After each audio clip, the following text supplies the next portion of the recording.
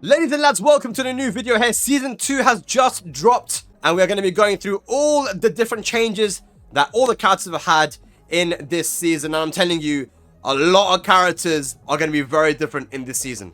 As always, guys, make sure to subscribe to the channel before we continue. Ladies and lads, let's get into it.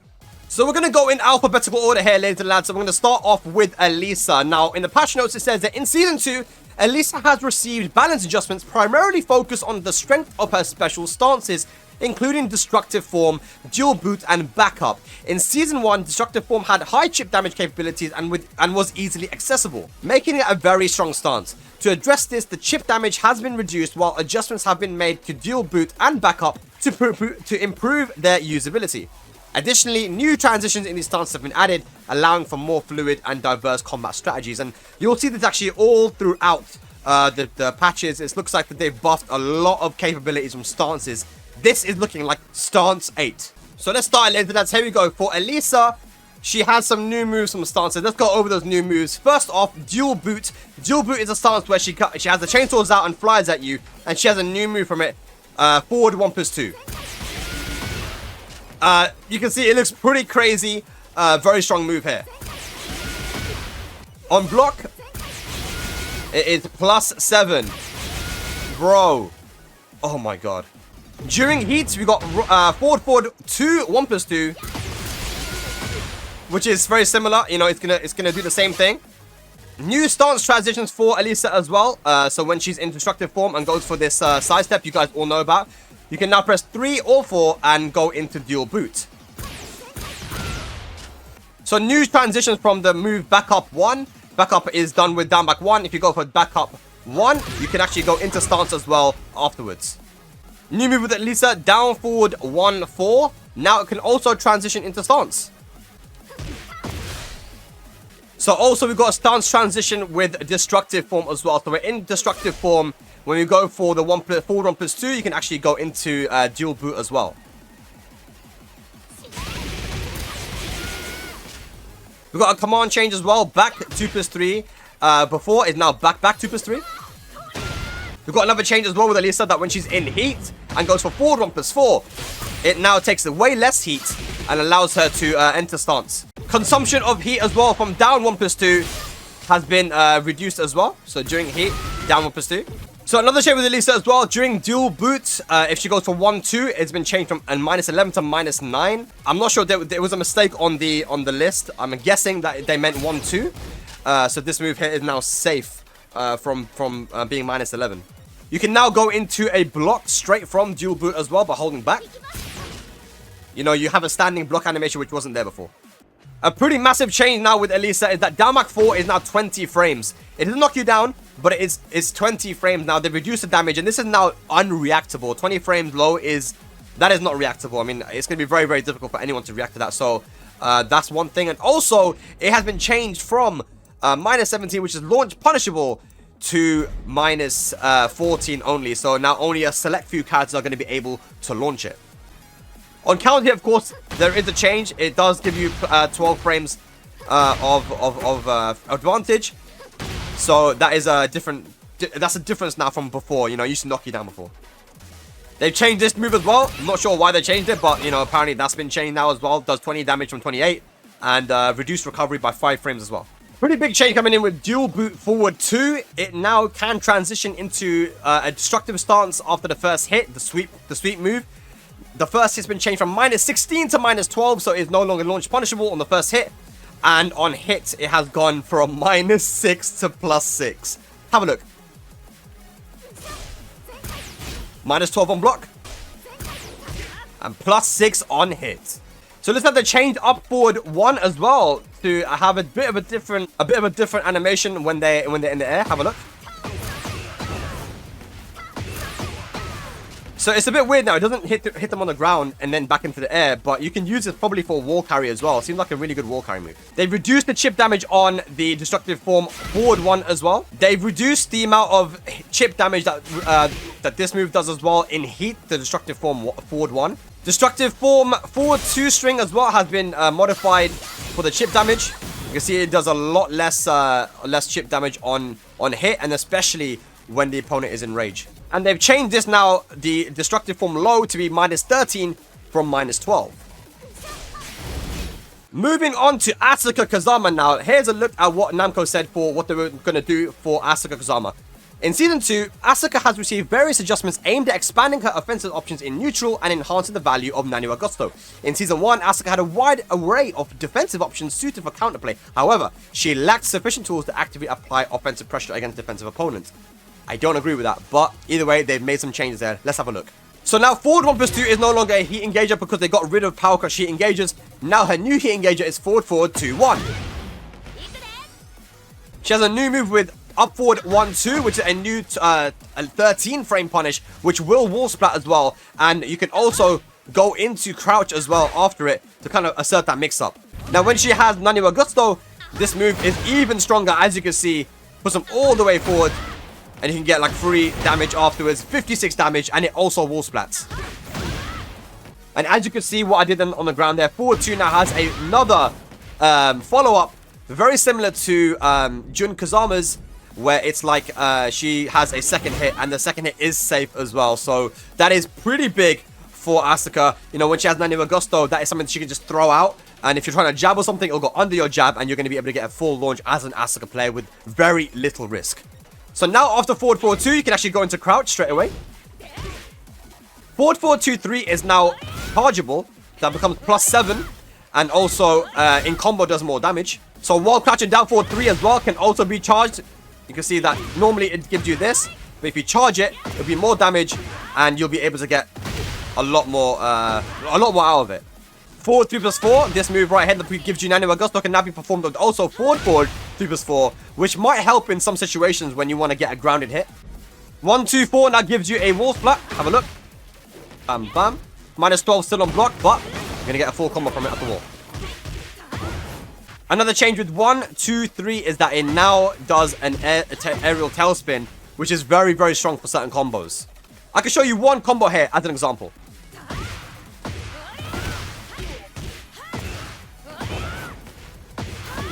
And I'm sure you can get way more damage out of that. But either way, very, very versatile in the combos. 3-2 now does 20 damage instead of 18. 2-3 now does more damage on hit. And the way that they fall down is a bit different. Down 2 damage has been changed from 18 to 20 damage. And as you can see, you actually get a full wall splat with down 2 now. Before, you didn't get a full wall splat, but now full wall splat on hit. Damage from up 1+2 in Nani wa Gusto has been changed from 24 to 33. Chip damage has been changed from 9 to 16. And also, it is a full launcher. Crazy. Down 4-3 has had a little bit of a change as well, that it can hit people on the ground a lot easier. They've changed the hitbox a little bit on that. FF1+2 has been changed a little bit as well in terms of its hit detection. So now it is easier to hit your opponent in certain instances. While setting 1+2 now does 4 extra damage. So bam bam, 30 damage overall. Alright, moving on to Azucena now. Namco said that in Season 2, Azucena has received adjustments to expand her offensive options from the lip stance, while also broadening her overall offensive toolkit in neutral. Scary. In Season 1, there were limited ways to maintain offensive pressure from lip stance, forcing players to rely on either the sweep, down 4-4, in a predictable manner. To address this, more transition into lip have been added along with revisions to related moves. So now that her forward 1+2 is no longer a heat engager, 3-3 is her new heat engager as we saw in the Tekken talk. New move here with forward 3-4, +8, natural combo, and on block it is -11. So now the big change I reckon is that when you do running 3-2, if you hold forward, you go straight into stance and it's +5. So they went from having a really strong running 3-2, nerfing it, and then buffing it again. So now running 3-2 is going to be a lot more annoying to deal with, but you know, strong for Azucena players. So you'll be able to do, like, for example, running 3-2, hold forward, go to lip 2, and that should be a frame trap. They've changed the while standing 4-1 now as well, so that if you hold forward, you go into lip stance. And that's actually quite strong because it's going to be her 11th frame while standing punish. So anytime she gets that punish, which is going to be most of the time, you know, when she gets something punishable from crouch, like blocking a low, she'll be able to transition over into the lip stance, which is just going to allow her to mix you up even easier. And of course, that the final hit from that string is only -13 now from -14.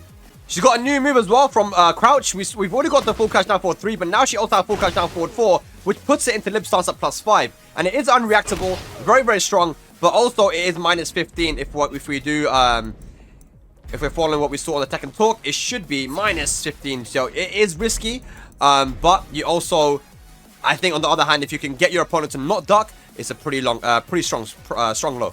Another thing is that when you're in stance like here, you can press 2+3 and go into heat burst. So that's another big change that they made. It's going to allow you to be able to beat some of your opponent's option selects and moves by having this strong power crush in stance. And a lot of characters now will be able to go from their stance into power crush, as we'll see later on in the video. So let's have a look at some of the new stuff that she can do from the lib stance. So when she's in the lib stance, she can now do this move with up 4, 3, 4. She can do up forward 4 from lib stance as well. From lib stance, she can do up 4, 2+4. Very strong move. And she can also go for down 1+2, the throw from lib stance. So she has a lot more options in the lib stance to mix you up. Now this new move as well is really strong from lib stance. Down 3+4, which on counter hit is a launcher.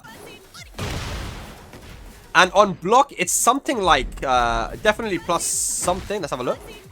+2. +2 on block, counter hit launcher. Seems quite evasive as well. Overall, her lib stance is so much stronger. So forward 3+4, which was one of her best moves, is now just up 4, 3+4. And that is, I mean, that's pretty strong, man. I like that. This is one of her key moves to apply pressure, have plus frames, and go into stance. So yeah, they've also expanded the hitbox to have it be a little bit more consistent, but it doesn't knock you down anymore on normal hit.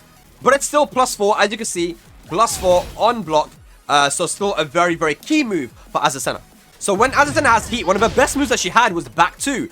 Back 2, if you hold forward, will then be able to put you straight into lib stance for a full combo. Now you can see that in the heat gauge, it takes a lot less heat going for that back 2. And it's plus on block as well, so you can go for back 2, and then you can go for it again, you know. You can do it actually a few times. It's really, really strong. So when you're in heat and you go into lib stance, there's a move called down 3+4, which was -9 before, but is now +4. Let's have a look. This move right there used to be -9, but now it's +4, gives you a lot of plus frames. There's a huge change there. And you can also enter into crouching state from it as well by holding down. They've changed 3-2 now to be +23 from +6, and they've also increased the damage of it as well. 3-2 doing 33 damage. 4-3 has changed as well. So on normal hit, it gives the same animation as it was on counter hit. It's not natural combo, so it's not a full punish, although that would be really, really broken. But either way, they've also increased the damage on it as well. So back 3+4, which puts it into back turn. You can see that she does a little jump beforehand. Now they've made it so that the jump animation lasts longer. Or she's in the air for longer, right? So it's going to be able to beat lows a lot easier now than before. Probably one of the biggest changes to Azucena is this new move right here. Well, it's not a new move, but it's a change to the move. Down 1. Now, down 1 wasn't actually plus on block before. I think it was neutral or something. Actually, maybe it was minus. But it's now gone from minus to +4 on block. Let's put him on standing block. There you go. Down 1. And you can also hold down, I believe, to go into full crouch. And then you start mixing up, you know. So down 1, a key move of Azucena now, you know, that gives her plus frames. Also, on hit, it is +7 now instead of +4. We've got some changes to combos as well. As you can see, this move here, down 4 till the 1-2, now does a tailspin. So for you combo nuts out there, have fun with that.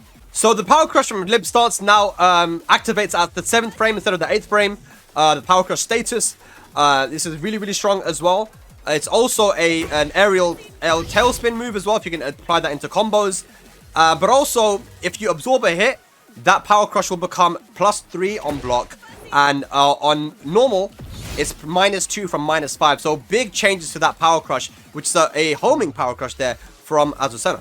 So now we've got some back turn changes now. And this is a really big one. Back turn jab is now +2 from 0. It used to be 0, give you no frame advantage. Now it is +2, so you have to respect it. And if you finish the string, then it's actually only -1 instead of it being, I believe it was somewhere like, I think it was -7 before. So that's pretty big, man. I mean, these are big, big changes. Back turn 4-3 now is changed as well a little bit. So the first hit is only -3, used to be -5. And on counter hit, it's going to be a tornado. Back turn 2+4 now does chip damage on block, as you can see. Her crouch throw is now been buffed from 30 damage to 35 damage.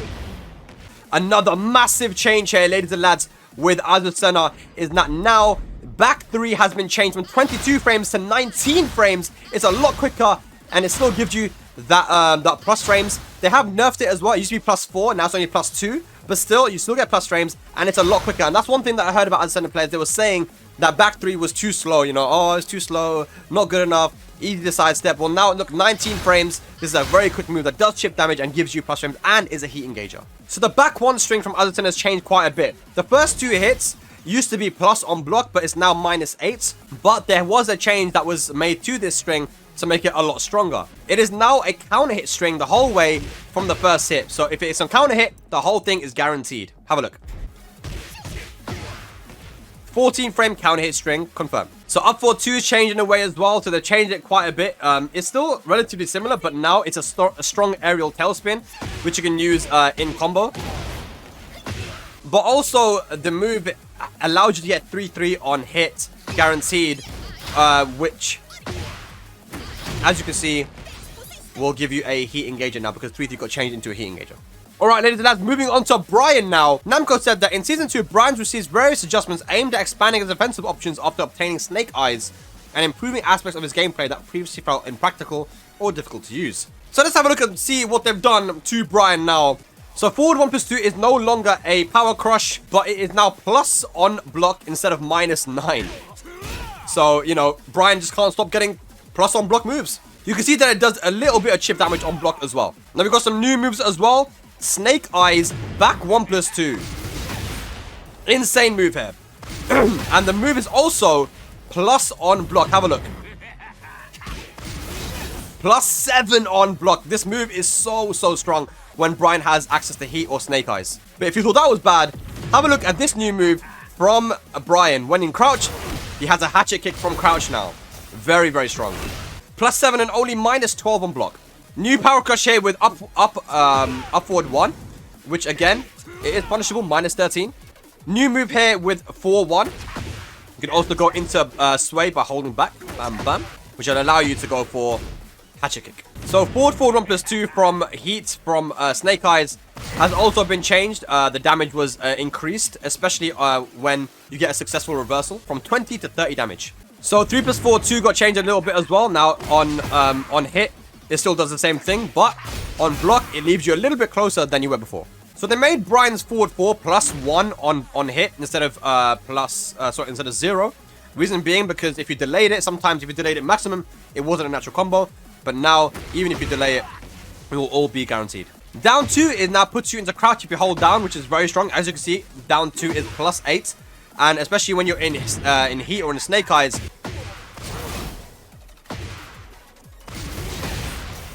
Full crouch down forward 4 now knocks you down and allows you to get a guaranteed hit afterwards. I'm guessing you'll probably go for a, go for that soccer kick. So now calls like a back 1, no longer gives you a guaranteed hit afterwards. I mean, it's a pretty big change. It used to give you a massive amount of damage, and now you can roll out of it. QCF 1+2 has been nerfed now. One of Bryan's strongest moves, still safe on block, but will now allow you to sidestep it easier to reduce the tracking on it. So they've kind of buffed and nerfed down back 1+2. This move now, if you sidestep the first hit, the second hit won't randomly hit you. But on the other hand, if the first hit hits, sometimes the second hit would whiff. So they've fixed that as well. So overall, just kind of balancing this move out a little bit, which is very strong. So let's talk about Claudio now. Claudio has received adjustments primarily focused on expanding his offensive options related to Starburst. We've got a new move with forward 3-2. You can also hold it for that guard break, but normally it's also punishable on block, but that's a new move that has been given to Claudio. New move with up forward 3-2. Up forward 2 now puts you at +4 from -8. That's a massive change. This is a huge buff. And you can also go in a crouch by holding down. Have a look. +4 from -8. +4 from -8. It's a heat engager. This is an insane move. It's a mid. Like, oh my god, this is so good. I mean, Claudio's are gonna be able to do sidestep up 4-2 now. You know, they'll still be able to do back 1, but you know, up 4-2 now giving the plus frames, so good. 4-3 now is +1 on block. So down 4-2 has changed as well. It now leaves a different animation on the opponent so that you can get easier combos before it leave you really low down. Now it's like a proper counter hit launcher. Also gives him Starburst, as you can see. So probably going to be able to get a lot more damage on this combo from down 4-2 on counter hit. Down 4-3-2 now +5 on hit instead of +4. Down forward 1-2 is quite interesting as well. You can see now they've changed what it does on hit while you're in a combo. like a lot more wall carry. So I think this is a move that people are going to start using for wall carry instead of, you know, some other moves maybe. Back to 3 Shaheen now as well. Gives you plus 14 guaranteed. So you'll be able to go for some guaranteed moves here like 3-2. And it's only minus 10 on block from minus 12. So this is a big change to that string.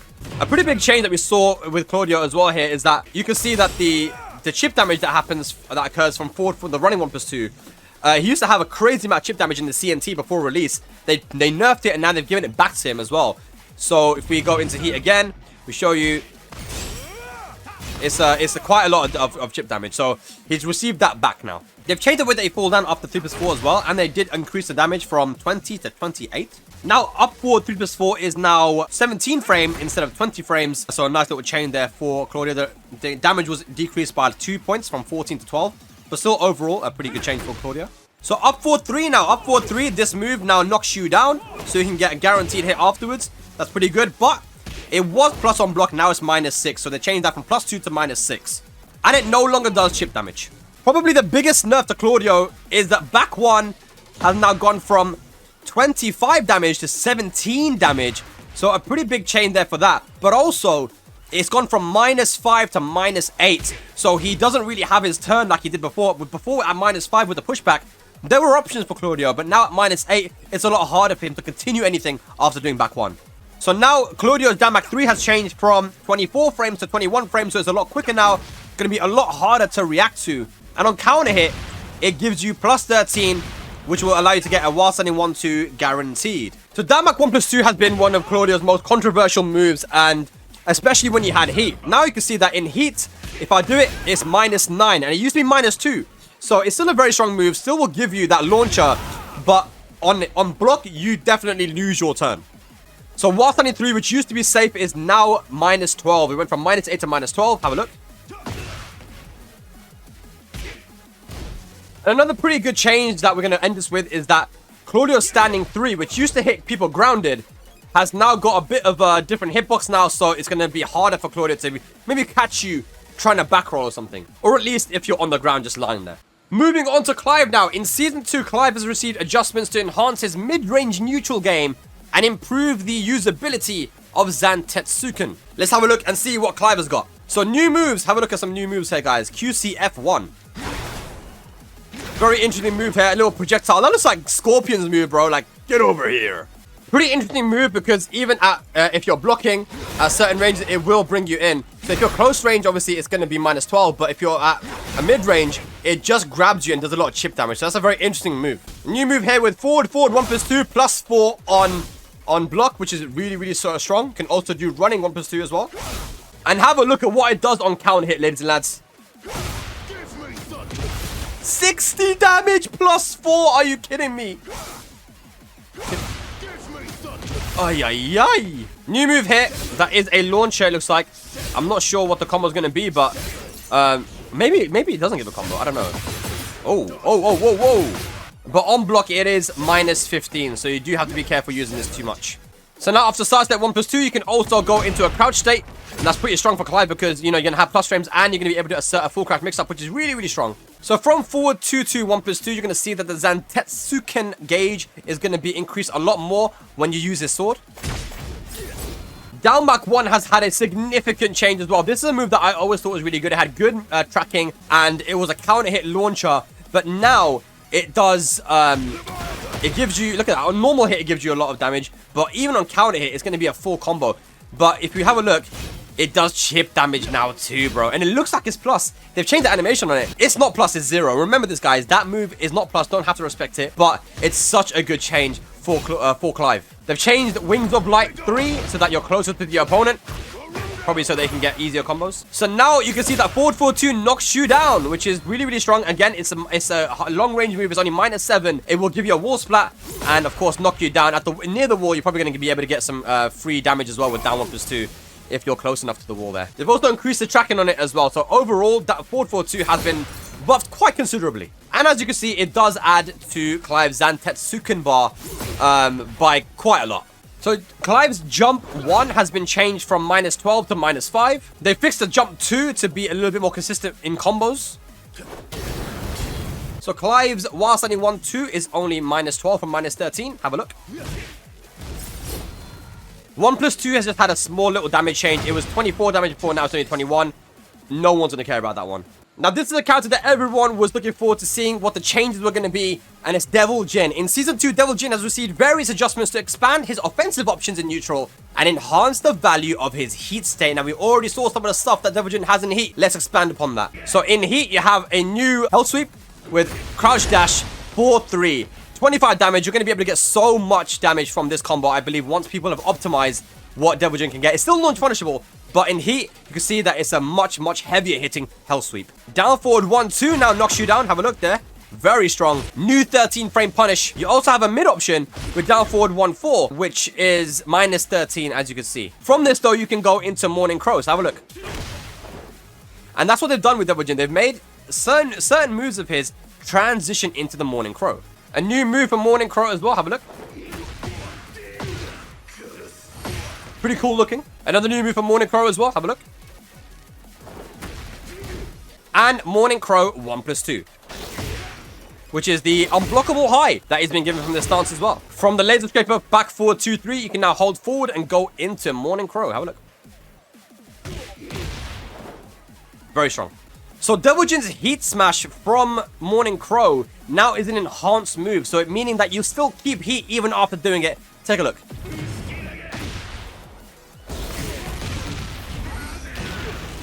And it isn't unblockable. So Morning Crow 3 got changed to that and now gives you a tornado on hit. So down forward 2 has been given a little bit more tracking now. If opponents try to sidestep right, it used to be a very good way to get around it, but now the tracking has been increased on the down forward 2. So on hit, back 4 now leaves Devil Jin closer with plus frames. And I think that's quite important. Things like distance being reduced allows for the other character, allows for the character to be able to continue on their offense. Before, Devil Jin's back 4 used to leave them quite far, so it was hard for him to continue on any offense. But here, back 4, which is one of his key moves, counter launcher, is going to leave you closer to your opponent so you can continue on attacking. Hell Sweep's also been buffed from +4 to +7. Allowing you to be able to, again, continue on that offense. They buffed the Crouch Dash 1+2 as well, so now it knocks you down. And it's only -5. Used to be -9, now it's only -5. And, again, just such a strong move. You know, the Crouch Dash mix-up from Devil Jin has become a lot stronger. It might seem like only a few changes, but these few changes are pretty much all Devil Jin players need in order to really start to rank up and get, like, more wins. Whilst on the 4-4 is now +7 from +4 as well. And not going to be allowing you to sidestep jabs if you want to try and sidestep. So doing stuff like this, going to be very strong. So Morning Crow 2 now is -9, so it's safe on block from -13. And that was pretty good because Morning Crow 2 was one of the fastest moves out of Morning Crow. So in certain situations, you wanted to use it to try and check your opponent. So now you'll be able to check your opponent and not take and not get punished. Very interesting as well that we have a new plus on block move for Devil Jin. Back 1+2, which used to be -1, is now +3. Chip damage is still there as well, but even though it's been reduced a little bit, it's still there. So, again, another pretty good move here for Devil Jin. So, here we go, ladies and lads, Dragunov. Now, Dragunov, of course, in a lot of people's eyes, one of the best characters in the game. Maybe the best. Let's see what has changed with Dragunov. Now, Namco said in Season 2, Dragunov has received balance adjustments to slightly tone down some of his more dominant moves while enhancing his throws and introducing new tactical options. Well, let's have a look at what they've done with Dragunov. And straight away off the bat, while standing 1+2 is now a heat engager. Guys, it's a 12 frame heat engager, but not only that, it is a launcher, 12 frames in heat, which is absolutely crazy. So his crouch throws have been changed as well, so they do a little bit more damage, from 30 to 35. So they're trying to make Dragunov utilize this stance pigeon roll. So using pigeon roll, you have a few moves here, like this one which knocks you down, wall splats you.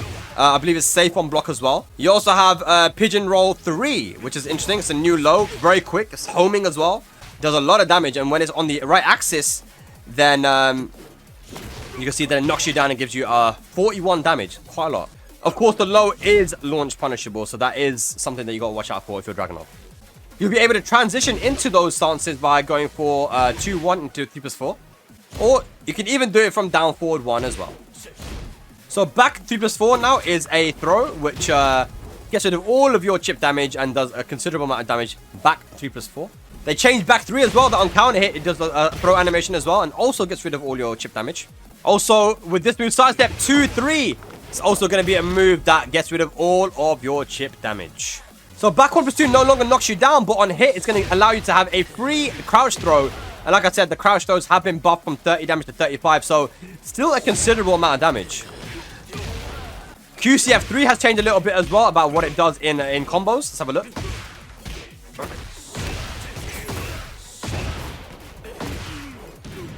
So another change to back 4. Now back 4 is one of the things that everyone's been watching for. What does back 4 do? Well, back 4 2, the first hit, you actually see that Kazuya is standing now instead of crouching. It used to leave you crouching before, now it leaves you standing.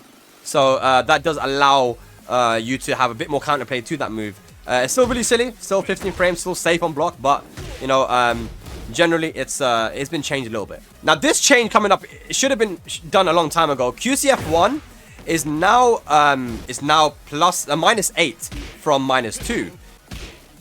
Yeah, -8 from -2. Now -3, sorry, it was -3 before, which allowed Dragunov to still be able to sidestep and do things and have options.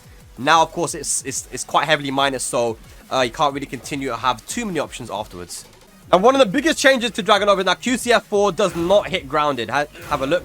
No matter what angle I go in, Dragunov QCF4 will no longer hit grounded. I think that was one of the biggest changes that everybody was asking for from the very beginning. So shout outs to the developers for finally putting this in the game. Quarter circle back 2 has now changed as well. No longer launches, so shout outs to Nobi. I know he's not going to be happy with that one, but you still get a guaranteed hit on the floor, I'm sure. And one of the biggest changes as well, back 4-3 now into heat. No longer gives you a full combo. You can heat dash from it still, and it's still a heat engager, but now you're only going to be able to get a small amount of damage. I say small, 48 is still a bit of big damage, but you're not going to get a full combo now. So yeah, big change there for Dragunov. Alright, ladies and lads, we get to Eddy Gordo now, my former main. But a character that I might be using now in this season because he got a lot of sauce. This is what Namco said. They said in Season 2, Eddy has received various adjustments to make his unique power-up mechanic Manjinga more impactful. These changes allow him to play more aggressively and capitalize on his offensive capabilities more effectively. Let's have a look and see what Eddy got. Now, first off, when you go into heat, you can already see that he gets his activation is installed Manjinga. Back Fubers 4 is no longer a heat engager, but let's have a look at what his new moves are. Up forward 1-3, which is a mid 14 frame mid. Because remember, his back 2 got changed from 14 to 15 in this game. So they're giving him a 14 frame punish now with up forward 1-3, but also up forward 1-4, which is a heat engager. Very, very strong. Bam, bam. Another good move that he's got now, which I believe is a homing move, is QT back 4. Has a lot of range, is plus on block. And of course, you can see that it knocks them down, gives you the Manjinga as well. Overall, very, very strong. Now, one thing I think that is very big for Eddy as well is that his jabs. So he's got a new string, 1, 2, 3, which is safe on block as well. But it is a counter hit string. Now, this is actually quite strong. Having a 10 frame counter hit string is always really amazing, you know. And he's got one. And this one actually wall splats too. So if you have your plus frames, bam, bam, bam, you're going to be able to get a full combo at the wall. And again, like I said, only -9. So we're loving that, man.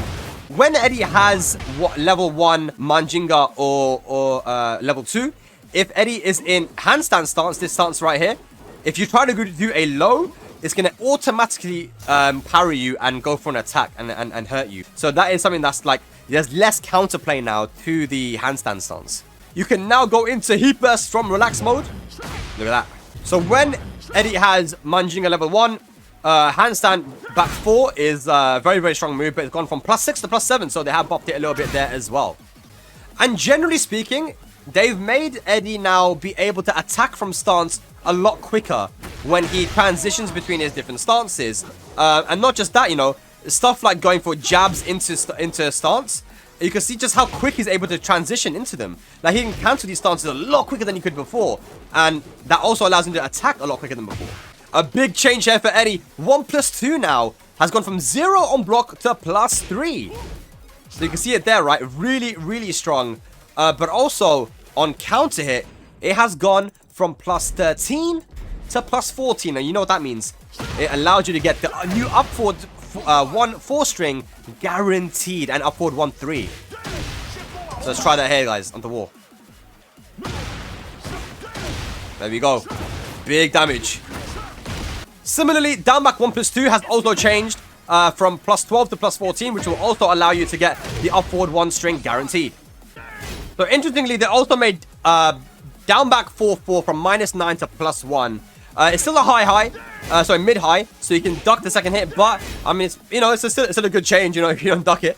And one really good change is that up 4 2+4 now gives you an aerial tailspin. So his combos are now going to be a lot more versatile.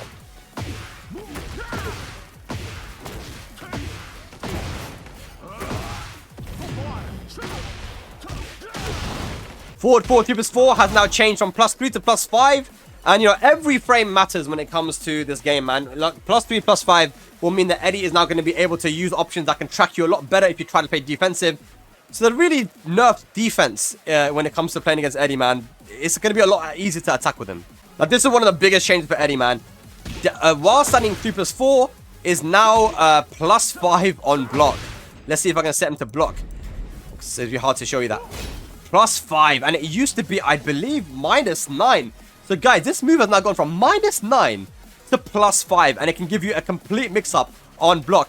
And there's another move that has changed quite a lot, and that's the down 3. So down 3 is +4 now from +1. So think about it, down 3 into full into while standing 3+4. I mean, he's going to be able to go for some nice mix-ups and offense, and you know, you're going to have to take some mix-ups now from this move here. Especially because I can transition the stance and do these moves a lot quicker. They've increased the damage from... They've changed the damage from Relax 1 from 7 damage to 11 damage. Which is really good because before in Tekken 7, 1-3 was a natural combo. And as you can see, it's not a natural combo now. So his options from Relax still aren't great. They're quite risky. But to have more damage from the low is definitely a good change. They've increased the damage from the sweep as well. So it's also a lot easier against Kuma and Panda, they wrote, to get that clean hit as well. So really solid stuff there with the Relax 3-3. One thing I forgot to mention about the down 3 as well is that it's not only just +4, but it leaves the opponent in crouch. Even though you can sidestep both directions now, still I think that's still a solid change. So now from the power crush from handstand, you're going to be able to get guaranteed damage on hit again. This change with up forward 1 has changed everything, man. It's allowed Eddy to be able to get a lot of guaranteed damage, big damage from certain moves. Now, there has been a nerf as well. Back 3-3, which used to be very hit confirmable, you can now not hit confirm it. I think, you know, they've reduced the or increased how difficult it is by 3 frames. So I remember I'm trying to do the third hit. It used to be possible to do the third hit by delaying it, but now you're gonna have to try and commit to it, which I think, you know, it's a big nerf to Eddy because back 3-3 was one of his key moves, 13 frame counter hit launcher. So now definitely a big nerf there on Eddy. And apart from that, it's just been a few bug fixes, you know, some hitbox fixes with some of the characters' moves. A big one was that while standing 2 sometimes used to whiff against certain characters when you would duck strings. So they've changed that now. So Eddy is a lot more of a consistent character, a stronger character that I'm guessing we're going to see more in this season. Alright, moving on to Feng now. Feng has been a bit of a controversial character as well. You know, people don't really know where to put him in the tier list. You know, is he too difficult? Is he too hard? Is he easy? Is he broken? Well, let's see what Namco thought. They said in Season 2, Feng has received adjustments that slightly tone down the effectiveness of low-risk pokes while expanding his offensive options from lingering shadows. Now, I know that Feng players are not going to be too happy about that because, again, they see Feng as more of a poke character. That's his whole point. But they now want to buff his other kind of tools. Well, let's see what they've done here. Let's have a look. So forward on pursuit is no longer a heat engager, and again, like I said, they got rid of all power crush heat engagers, and now his heat engager is a 13 frame punish while standing 1-3. So you can see now that back turn 2 is no longer a power crush. It's still got its heat engager properties, and it's still a launcher when you do it, but it's no longer going to be a power crush. So yeah, they've got rid of that as well, and they've reduced the damage from 27 to 20. A pretty big buff here for Feng is that now he has a follow-up attack from back 4. A mid-high.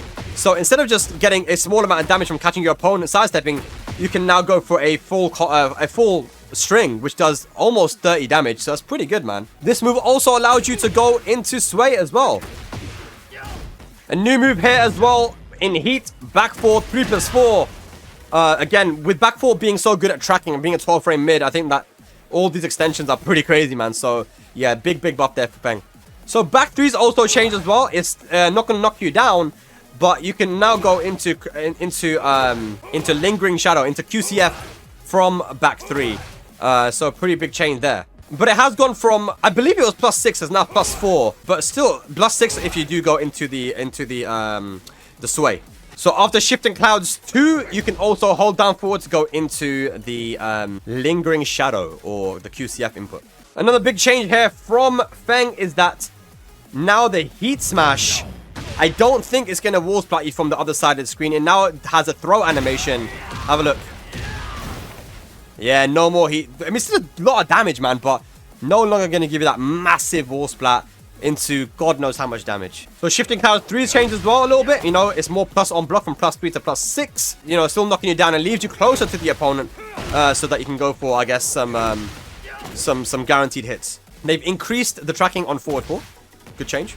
Frame advantage from forward 3 has changed from +4 to +8. Definitely a big change there now from Feng holding forward to go into the shifting clouds. So forward 1+2 has changed as well. They've increased the amount of plus frames that you get in heat as well when you do it from +11 to +12, which will allow you to get that new string from Feng. Have a look. So that will be guaranteed now. So you get a full wall splat, not just with back 1. Obviously back 1 is still going to be really, really strong. This one here. But now you can do forward 1+2 and then bam into the follow-up. Let's have a look. Let's try and do it again.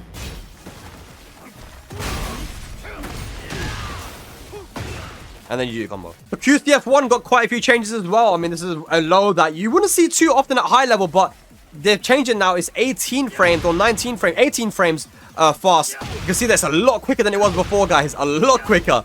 It's still -14, as you can see there. But it also allows you to go into crouch by holding down. And you get on counter hit +12. It doesn't launch anymore, which is quite interesting. But you can go into crouch now to continue on your offense. However, there is no frame advantage on normal hit as it's only 0. But I still think it's pretty good. I mean, it's much faster now, so it's probably a more viable load to use, especially for opponents that are quite defensive when you want to do some big damage. Big change here now as well for QCF 1+2 has become a lot quicker as well. Also 18 frames. So you can mix up QCF1 and QCF2. Only -12 on block. It used to be -14. And it does give you the tornado straight away for you to be able to get a full combo. So back forward 1, which was the backsway blow, has now been changed to up back 1. So a much easier input. And on counter hit, it's going to do something different. Have a look. Before you could actually get a full combo, now you can't. So I'm sure you're going to have to try and get like a shoulder or, yeah, dash shoulder is going to be all you can get guaranteed on counter hit. Before you were getting a full combo. So good change there. I like that one. The down forward 3 is still a very good move. It still launches and gives you an instant tornado. And it's still safe on block. But it's gone from -7 to -9. And to be honest, that's not a massive difference. I mean, people are not going to be upset with it going from -7 to -9 if you play Feng. It's still essentially the same move. So, you know, if you're Joker, if you're Ni, and you're playing this character, whoever's playing Feng, man, you know, be thankful that it wasn't made -10, at least. Massive change here, though, guys. Back 4 is now -10. And, you know, the Feng players are not going to like that one. They're definitely not going to like that. There is a follow-up now. But, I mean, this was one of the key moves to attract, you know, people who are sidestepping. So now that you can't use that anymore and be safe, I think that it's not as good. I mean, that's a huge, huge, huge nerf. Might just be 1 frame, but it goes from safe to unsafe. And from +4 to +2 on hit as well. So overall, back 4 has been nerfed quite a lot, quite considerably. A big change here with Feng as well is that while standing 2, which used to wall splat, is no longer a wall splat. Which is good, you know, because this move is safe on block, and it was a counter hit launcher as well. So overall, I mean, it did way too much. Another really big change with Feng is that, you know, you used to be able to cancel the sway by doing by holding back, and you'd see people do like some. Like Kokoma was very good at this. He would be able to like just sway in your face and just cancel it and put pressure on you. Now you actually can't hold back. I'm holding back, and you can't actually do that anymore.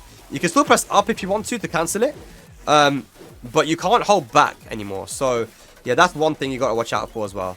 All right, moving on to Heihachi now. In Season 2, Namco say that Heihachi has received adjustments to improve usability, cover weaknesses against side steps, and expand the number of moves that can be held or charged. Heihachi's strength lies in his high damage output, but he also has a high execution difficulty and struggles to counter right side steps. In Season 2, adjustments have been made to improve usability without disrupting balance.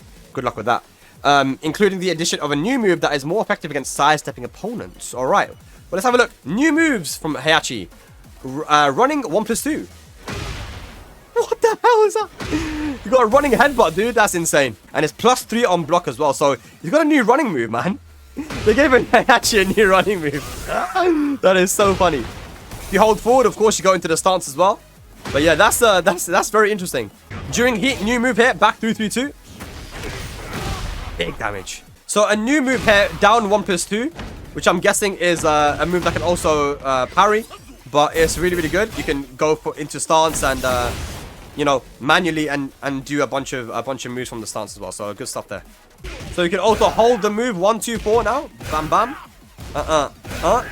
And get +6 on block. So that's pretty strong there. So you can hold 4 now to get a instant tailspin. That's quite interesting. Like you get instant tornado. You couldn't hold it before, but it gives you +6 as well. So interesting move. You can go for the normal one, which is -9, but then you can just keep hold of it and get +6. You can see that 1-1 now leaves the opponent closer to Heihachi as well, which is good for him to continue on his offense. They've increased the tracking on forward 3, one of Heihachi's key moves. Back 2 is quite good as well. You can see that it now knocks them back, so a bit of a different behavior on hit. Down back 2 now leaves the opponent closer to Heihachi on hit as well. You now get less health back by doing the down forward 1-2 perfect input. Now this is a big one here. They've actually buffed certain mids of Heihachi, his key mids, to give them a to expand the hitbox downward. So stuff like down forward 1 is going to be more consistent. Down forward 4 is going to be more consistent, as well as back 4. These are all moves that are very key for Heihachi. And apart from that, Heihachi just had a few changes when it comes to, you know, just bugs that were in the game that were unintended, and certain like adjustments to the collision detection and you know, hitbox changes as well. So nothing too crazy. Alright, let's move on to Hwoarang now. So for Hwoarang, Namco said in Season 2, Hwoarang's undergone adjustments aimed at improving overall balance with a particular focus on better options against sidestepping, easier heat activation, and new developments related to his stance transitions. Apparently, he struggled to deal with opponents' lateral movement at close range, even though he has down forward 4. I don't know about that one, but it is what it is. Let's have a look and see what Hwoarang has now. Bake Dosan's old down back 4, but a lot quicker. Down back 4 puts you into stance at +6. Yeah, we love to see that Hwoarang now has a new high crushing option, which he didn't need because that was one of his weaknesses, and they just got rid of it now with that down 2+4. It's fine, no worries, whatever. Alright, back 2, new move. Interesting move here. 14 frame, and on counter hit, it's going to give you +14 for you to get the guaranteed down forward 3+4. Hwoarang also has a similar move when he's in right stance. So if you go into right stance, back 1 will be a very similar move there to the normal back 2. Hwoarang now has a new 12 frame while standing punish with while standing 1-4. Have a look. So during right flamingo, he has a new move as well called double phalanx. Have a look. So now Hwoarang can also go into the heat smash from his left flamingo. So when we activate heat, left flamingo into the heat smash. So one of Hwoarang's strongest moves here, the right stance back 2, now does chip damage on block. Definitely a good change there for Hwoarang. So right flamingo 4 has also become safe on block from -13. It's pretty big. Have a look here. That one there, -9. Used to be -13, but now safe on block. So after 2 jab on counter hit, Hwoarang used to be able to get a lot of damage, especially in heat, by going for the flappy kicks. So he could do 2 jab and then the flappy kick combo, bam, bam, bam. So like that. And now the scaling has actually worked out for us that if we get counter hit by that, it's not going to do as much damage. You still get the combo, I think, on heat, but still, it's going to be less damage. So while standing 4-4 has been nerfed, so it does less damage on hit. Still a really, really good punish, but the frame advantage on block as well, sorry, has gone from -5 to -9. So that's also pretty big when it comes to, you know, like Hwoarang can't really do much out of that. You know, you used to see Hwoarang try to sidestep, you know, after while standing 4-4, but at -9, there's not much you can do. A big change is that now this move here no longer does chip damage. You know, it was a very impressive move because you didn't want to really press buttons because you had a 10 frame from that as well, right? From the stance, and it was +1. And it was a homing as well, right? But they got rid of the chip damage from that. And this is the kind of changes that I really wished we'd see more in Tekken. So these power crushes here, as you can see, -12. But the jump status is no longer there. So the thing about power crushes that used to be able to go over lows is that lows were a way to beat power crushes, right? It's a way to counter hit them, right? So before you weren't actually able to use lows against this stance, this power crush, but now you can. They've removed, even though he jumps, they've removed the jump status in that, so you can use lows now to counter hit it. Alrighty, here we go, guys. Jack 8, and this is the character that I was predicting that was going to get quite a few buffs to make him a lot more dangerous in this season, in this game. So Namco says that in Season 2, Jack 8 has received enhancements and expanded options related to Gamma Howl, alongside major usability improvements to Gamma Charge. These changes allow Jack 8 to break through opponents' defenses more effectively, reinforcing his power-based playstyle. So let's have a see and look at what Jack has got now in Season 2. So when you do the Gamma Howl and you actually absorb some moves from your opponent, that charge status that he actually keeps it then, and he's able to like utilize these enhanced moves later on. And you can see that he has the new install there with the G Corp. I think that's the G Corp, right? The little symbol. So there's certain moves that allow Jack to get this install on block, and it's the moves that you have to hold. So for example, forward 2 is one example, right? But he's got quite a few, and I think the best ones are going to be like back 2, and maybe, I don't know, forward 2. These moves are really good in order to get you those that install, and you can get it on block. And you see that his hands actually light up, so visually you'll be able to know not only from the install, but his hands have that kind of blue aura around it. There's also a new move as well, so full crouch down forward 3+4. This move here, it's a new move, and if you hold it, even if you don't hold it, it's safe. But I mean, this is a really good move, and it on hit knocks you down, and at the wall, it wall splats as well. So it's an overall really good move here that he's been given. Okay, looking at this is probably my favorite change with Jack. 2-1 into up forward, and that allows him to jump forward with plus frames. And if you press 1+2, you have this very interesting move. Let me show you. 1-2, and then you press up forward, 1+2, and it allows you to go into Gamma Howl to do some more mix-ups, right? But the reason why this is really strong is because you can loop this. And look at the chip damage. Look at the chip damage. +8, +8, +8. Bam. Like, I mean, this is really good, and this is the kind of thing that you can be very creative with. I feel like Jack now, you've got to be creative with him, right? So having a move like this and being able to jump forward, I mean, it's so much bigger now for Jack. You know, it's not just a boring +2 now. You can do 2-1 into jump forward and go for some cool mix-ups from your stances. It's also possible to do that from that move that I was showing you before, the full couch down forward 3+4. You can also jump forward and go for your little plus frame setups. So Jack 8 can now walk forward after Gamma Howl by just holding forward or dashing with forward. I wonder if that's going to allow him to parry if you try to go for something, but if not, he's aura farming, man. Jack is aura farming. I like it. I think he has an enhanced version of the Gamma Howl 3+4 as well. So it's pretty strong. I think you can get like a full combo from it as well if you go for the heat dash. Yeah, bam bam. And what's funny about this move here from Gamma Howl, it's called Make Some Noise. Yo, shout out to Stacy Steve, man. This move is called Make Some Noise. Of course, now with Jack, you can do Gamma Howl into Heat Burst. That's one of the changes that was made universally to a lot of characters, is that you can now go for your Heat Burst out of stance. This is a pretty cool change as well.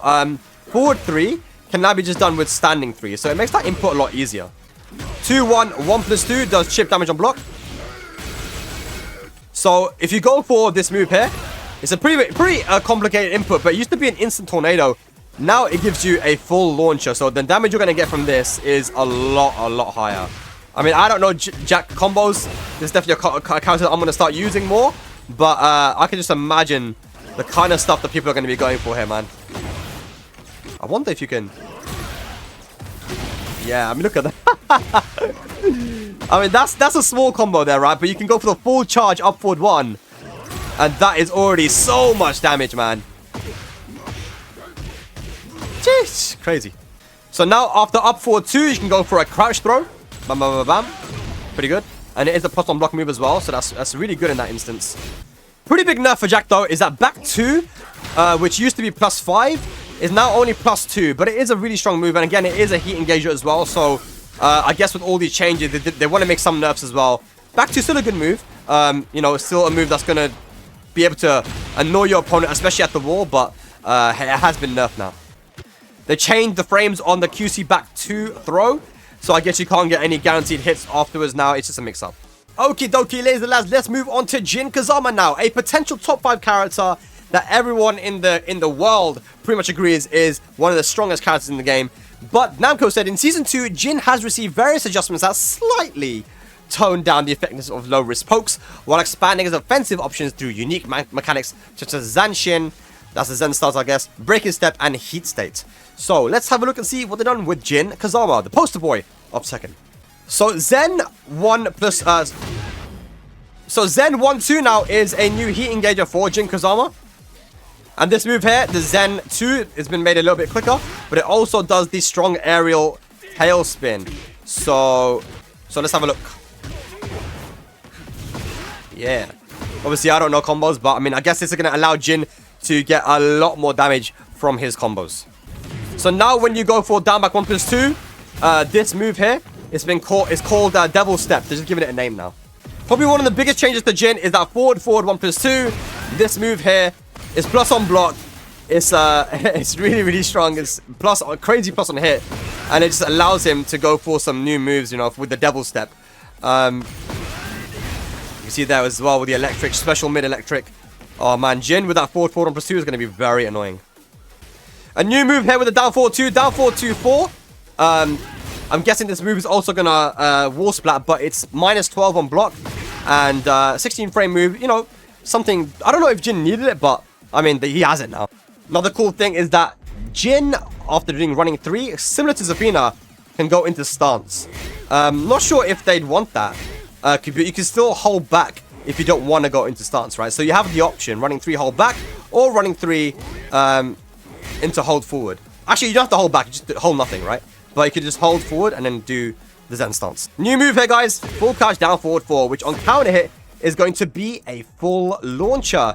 So they're giving him this new low, which is quite interesting, you know. I think that it's launch punishable as well. So obviously you can't spam it too much, and it is not the fastest move. I mean, it's 21 frames. Some people are going to be able to react to that, but it's still something that Jin has, which is good. Zen 1+2 has now been made a lot quicker now, so it is unreactable. 21 frames. I mean, some could say that it's still reactable, but for me, that is a lot quicker. You can also do the move and transition into the wave dash by holding down forward. And in Jin's Zen stance, you can now go for Heat Burst. They've made Jin's command throw a lot easier by going for down forward 2+4. Same thing when you go into Zen stance as well, just 2+4 for the 2 command throw. They've increased the tracking on the back forward 2 as well, this laser scraper. But probably one of the biggest changes is that now Jin can do electric by doing forward and down forward. You know, this is similar to Kazuya. So being able to do that now, I wonder if Jin can now go for a perfect electric. I mean, I can't really do perfect electrics that well on controller. On a stick, I can. I don't have my stick with me. But I'm sure that might mean that there should be the potential for Jin to go for a perfect electric now. So I don't know. Let me guys know in the comments if that is possible. If not, it's still been made easier for Jin to do those electrics. And I can't believe it, but somehow they actually buffed Jin's dive kick. Has a different animation on the floor, but it's still very strong on block as well. You can see it's plus on block, and it still does chip damage, right? I think. Yeah, it still does a lot of chip damage. And I think depending on how it's blocked, it should be different frames. So you see there that I blocked it from very far out. It's +8. But if I do it really close, then it's +2, right? So it's something that you really got to be careful. And the +5 at that range, but at max range, I think I was able to get +8. +7, yeah, you see, like, it's really strong. And they haven't nerfed it. They buffed it. They buffed Jin's type kick. I can't believe it. So the hell sweep after doing down back 1+2, the double step, is now only -14. It used to be -16, so they have now made it not launch punishable, only for some characters. And have a look at this, guys. 2-1, 2-1-4 is now -10. Up 4-2 is now -10. And down 2 no longer counter hit launches. So these are 3 massive changes that we already saw in the Tekken talk. But have a look at this, though. The mix up from 2-1. So 2-1-4. that used to stagger, but now only minus 12. The 2-4 is also a aerial move. So, I mean, it's something that I feel like Jin's combos are going to be so much more scary, man. I mean, God knows what he's going to be able to do. I'm not a Jin player, so I don't really know. I think that he's definitely going to be a lot stronger. So, also, 2-4 has been changed to an aerial tailspin. Now, I don't play Jin, so I don't know, like, what you're going to be able to do with that. But, you know, the fact that you got a 10 frame that allows you to go for the tailspin like that is pretty strong, man. So I think, you know, Jin's combos, just based on all the different aerial tailspins he has now, is going to be a lot better. Alright, here we go. Jun Kazama. Namco said in Season 2, Jun has been given a new power-up mechanic called Kazama Essence, enhancing the value of a Kazama's power. So they've definitely changed Jun quite a bit here, man, and I want to show you. So you can see now you have this next to the health bar, this new thing called Kazama Essence. Now, Kazama Essence is a new enhancement feature where you can accumulate this essence by landing or blocking specific moves or by activating heat, right? When the Kazama Essence reaches maximum value, certain moves will be enhanced. Similar to Lidia's Heaven and Earth level, Kazama Essence accumulation does not reset at the end of a round, so it's going to stay like that for the whole match. So certain moves of hers are going to be enhanced when she has maximum Kazama Essence, like down 1+2 during Izumo Stance 4 and Miare 2. I think these are moves that are going to be enhanced with maximum Essence. So you can see now that Jun has maximum Essence. Let's see what happens. A lot more damage. And you can see, look at the amount of chip damage that I'm doing with down 1+2. It's taking no damage off myself. But it's doing a lot of damage on Kazuya. There we go. So again, Miare 2 used to do a lot more chip to Jun, but when she has maximum essence, it doesn't do that, right? So these moves all get like powered up quite a bit. So have a look at this as well. The Izumo's Hell Sweep, bam bam. These are moves that are all going to be enhanced when Jun has the Kazama Essence maxed out. So a new move that Jun has is Miare 1+2, +11 on hit, homing move, and +6 on block. So Miare Stance is a lot more scary now. And the other thing about Miare Stance is that this move also leaves you in stance for you to be able to go for some cool mix-ups. Bam, like the Hell Sweep. You can go for the you can go for mids as well, mid Power Crush. I mean, this is just all around an incredibly strong move, man. Another move that they buffed, forward 1+2 into stance. You weren't able to do that before. It was +6, there's chip damage, but now you can go into Miare and you can go into Izumo stance as well, guys. After forward 1+2, I think it's Genjutsu by holding forward and Miare by holding back. So good, because this is going to allow you to do stuff like this. Watch. You know? Forward 1+2, hold back into more plus frames everywhere. From Izumo 1, you can now go into both Miare and Genjutsu as well. Holding either forward or holding back. Let's see. Yeah. Hold back or hold forward. You can also go for Heat Burst from Izumo stance as well, which is really sick. So similar to Feng, her Heat Smash no longer actually wall splats. It's going to do a throw animation instead. And we're going to see that with other characters as well as we go through the patch notes. But have a look at this.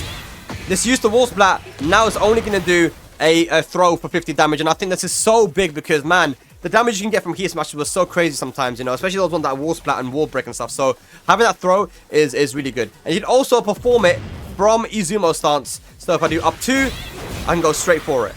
So the Hell Sweep from Izumo stance has been made a lot faster, from 21 to 19 frames. And that becomes then, I guess, unseeable, right? So there were some certain times where even when I was playing versus Jun, I felt like I could react to the sweep. But definitely not reactable now. That is going to be something that will always hit you, I think. Unless you can predict it. So Jun used to have a low Heat Smash from Genjutsu as well. But now you can do it with 1+2. And it's just going to be an enhanced move. So the thing about this is that it's going to probably allow you to low parry it now. You weren't able to low parry before because it was a low Heat Smash. But it adds to her Kazama Essence. And overall now, it just makes her mix-ups a lot more scary because she has this very scary low that she could do multiple times, by the way. Do it there and then do it again, you know? Do it 2 times, -14. They buffed Izumo forward 1+2 now to be +5 from +2. They've also increased the tracking on the Genjutsu 1 low, so it's harder to sidestep it. Probably one of the bigger changes that Jun got now is that her 1-2-2 is now a natural combo. So have a look, guys. 1-2-2. That is all guaranteed. Plus 11 into her Izumo stance. Alrighty, Kazuya Mishima now. In Season 2, Kazuya has received enhancements to his counter-attacks and offensive capabilities in neutral play. Additionally, a new move has been added that extends the duration of heat state, allowing him to wield his devil powers for a longer period, along with various other adjustments. Let's have a look and see what our main character here, Kazuya, has now got in this game. Now, up forward 1 is his new move. Have a look. This nice little, interesting homing move, which is 20 frames. It's good to have a move like this, especially, you know, when you're going to be wanting to sidewalk against Kazuya. That's one of his main counter plays, is you sidewalk against him. But I don't like how they're kind of getting rid of weaknesses with certain characters. So that's like another way that Kazuya can take less risk in trying to, you know, in trying to track the opponent. And when he has heat, this new move has an extension with up forward 1-3. New move here with down forward 3-1. Bam, bam. A new move as well with sidestep 4-1. Not sure if it's hit confirmable, but could be definitely hit confirmable. I mean, that looks hit confirmable, man. And I'm sure there's going to be some sweaty guys that can hit confirm that. Sidestep 4-1. And yeah, I mean, it's not... Yeah, -13, but because it's hit confirmable and the first hit is safe, that makes that move very, very strong. Like, ladies, that's one of my favorite moves in Tekken of all time. Jinpachi down forward 1+2 in Tekken Tag 2 has now been added in the form of a sidestep 1+2, plus 26 on hit, and if it's on block, it is +5. I mean, come on, this is another, I believe, homing move, which is very, very strong. Does chip damage, it does everything, man. I mean, what is this move? Why did they give him this move? I have no idea, but it is very, very strong. Kazuya plays out eating right now. So this move right here, the devil form down back 3+4, it can't kill you, but it does chip damage. So, you know, it gives you plus frames as well. So that's another change there. So the devil form hell sweep is one which now allows you to restore a little bit of your heat timer, but it doesn't do a lot though. Let's have a look.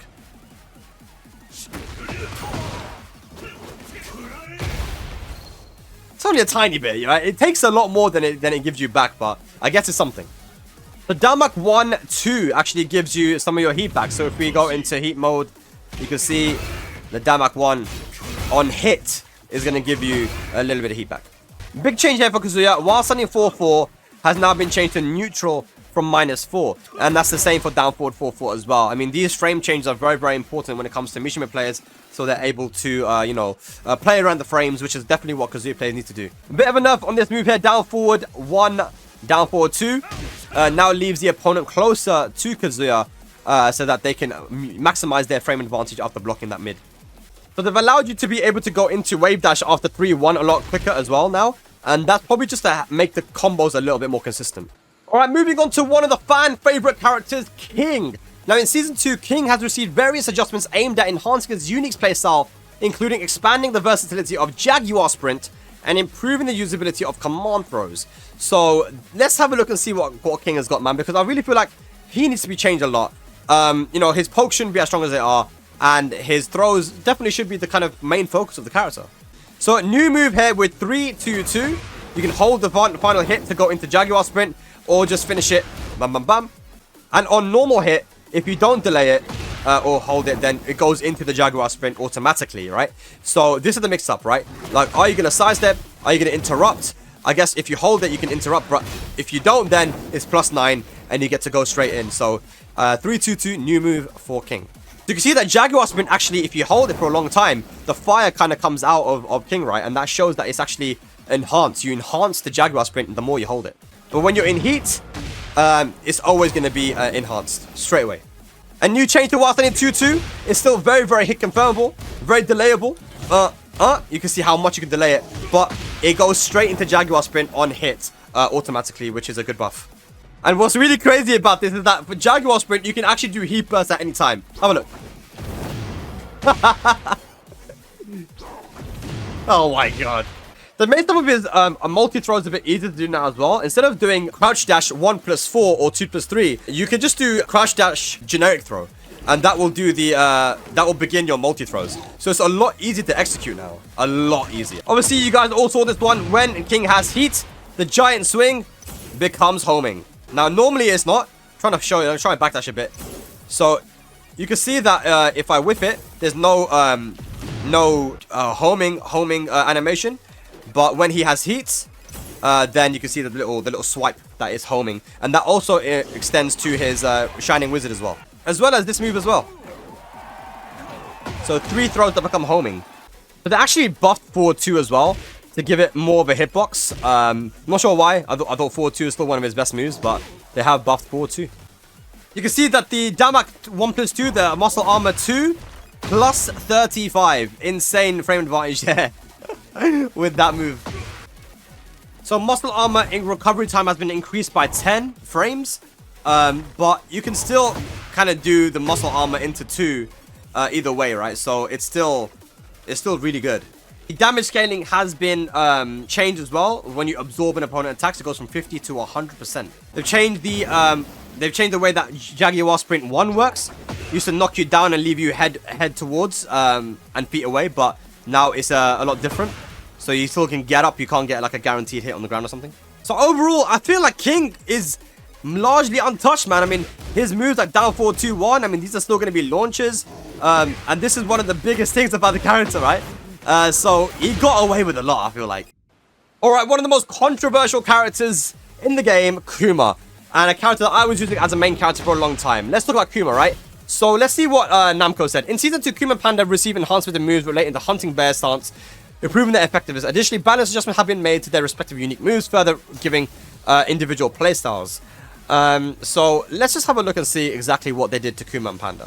So back one is no longer a heat engager. You can see it knocks you down and it does do chip damage on block, but it's minus 13 and it's been moved from minus 15 to minus 13 when you enter into hunting bear stance as well. So it's no longer launch punishable when you go into stance. Now the new heat engager for Kuma is QCF 1-2. Not the best move. You have seen that it's decent, you know, but it has been changed from minus 14 to minus 10, which is a lot better than it was before. Minus 14 was quite heavily punishable. Minus 10 is not. And you would see Rangchu quite often duck and go for QCF2 because it was a safe mid, right? So that would be his mix-up. And then, you know, confirming it into a heat engager, I mean, it's pretty good, actually. A big change. And the other thing about this is that it's going to be a heat engager which launches as well. So if I go for heat and do QCF 2-1 and dash, I get a full combo. Pretty good. Okay. So during hunting bear stance down 1+2. So it's been changed from 0 to +4 on hit, which is pretty nice. It used to be a heat engager, but it's not a heat engager anymore. And it's now -3 instead of -9. The hunting bear stance 2+4 though has been changed to a heat engager. And it has been changed to be a little bit faster from 25 frames to 20. So it's actually, well, 21 frames, sorry. So it's a lot quicker, and it was a move that's been used a lot to try and crush opponents, trying to, like, you know, sometimes people would do like back 1+2 and then this, and it would you kind of see that he goes down a little bit. So it's a really common setup. So yeah, this is a move that's been blocked, but it's been changed from -12 to -14. So it's definitely going to be more punishable. So you see a move here, new move, homing move from hunting bear stance, because people like to sidestep against the hunting bear stance. Well, you've got a new move here, which may give you a guaranteed hit on hit if you're quick enough, maybe. I'm not sure if it's guaranteed, but either way, it's safe. It's only -2. I can show you that right now.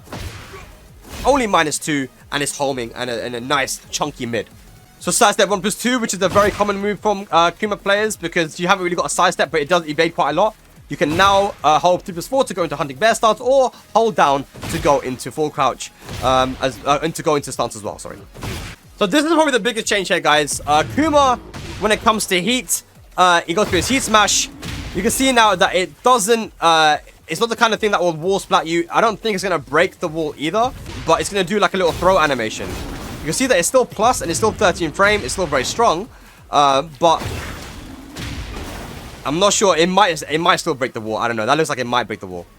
But if you have a look at the move on block, it is 0 on block. It gives no more plus frames. So it's gone from plus 10 to 0 on block. So Kuma kind of doesn't get to continue his turn afterwards. Sidestep 1+2 also got buffed on its own without going into stance. You can go into stance, but you can also now see that it's 0 on block instead of minus.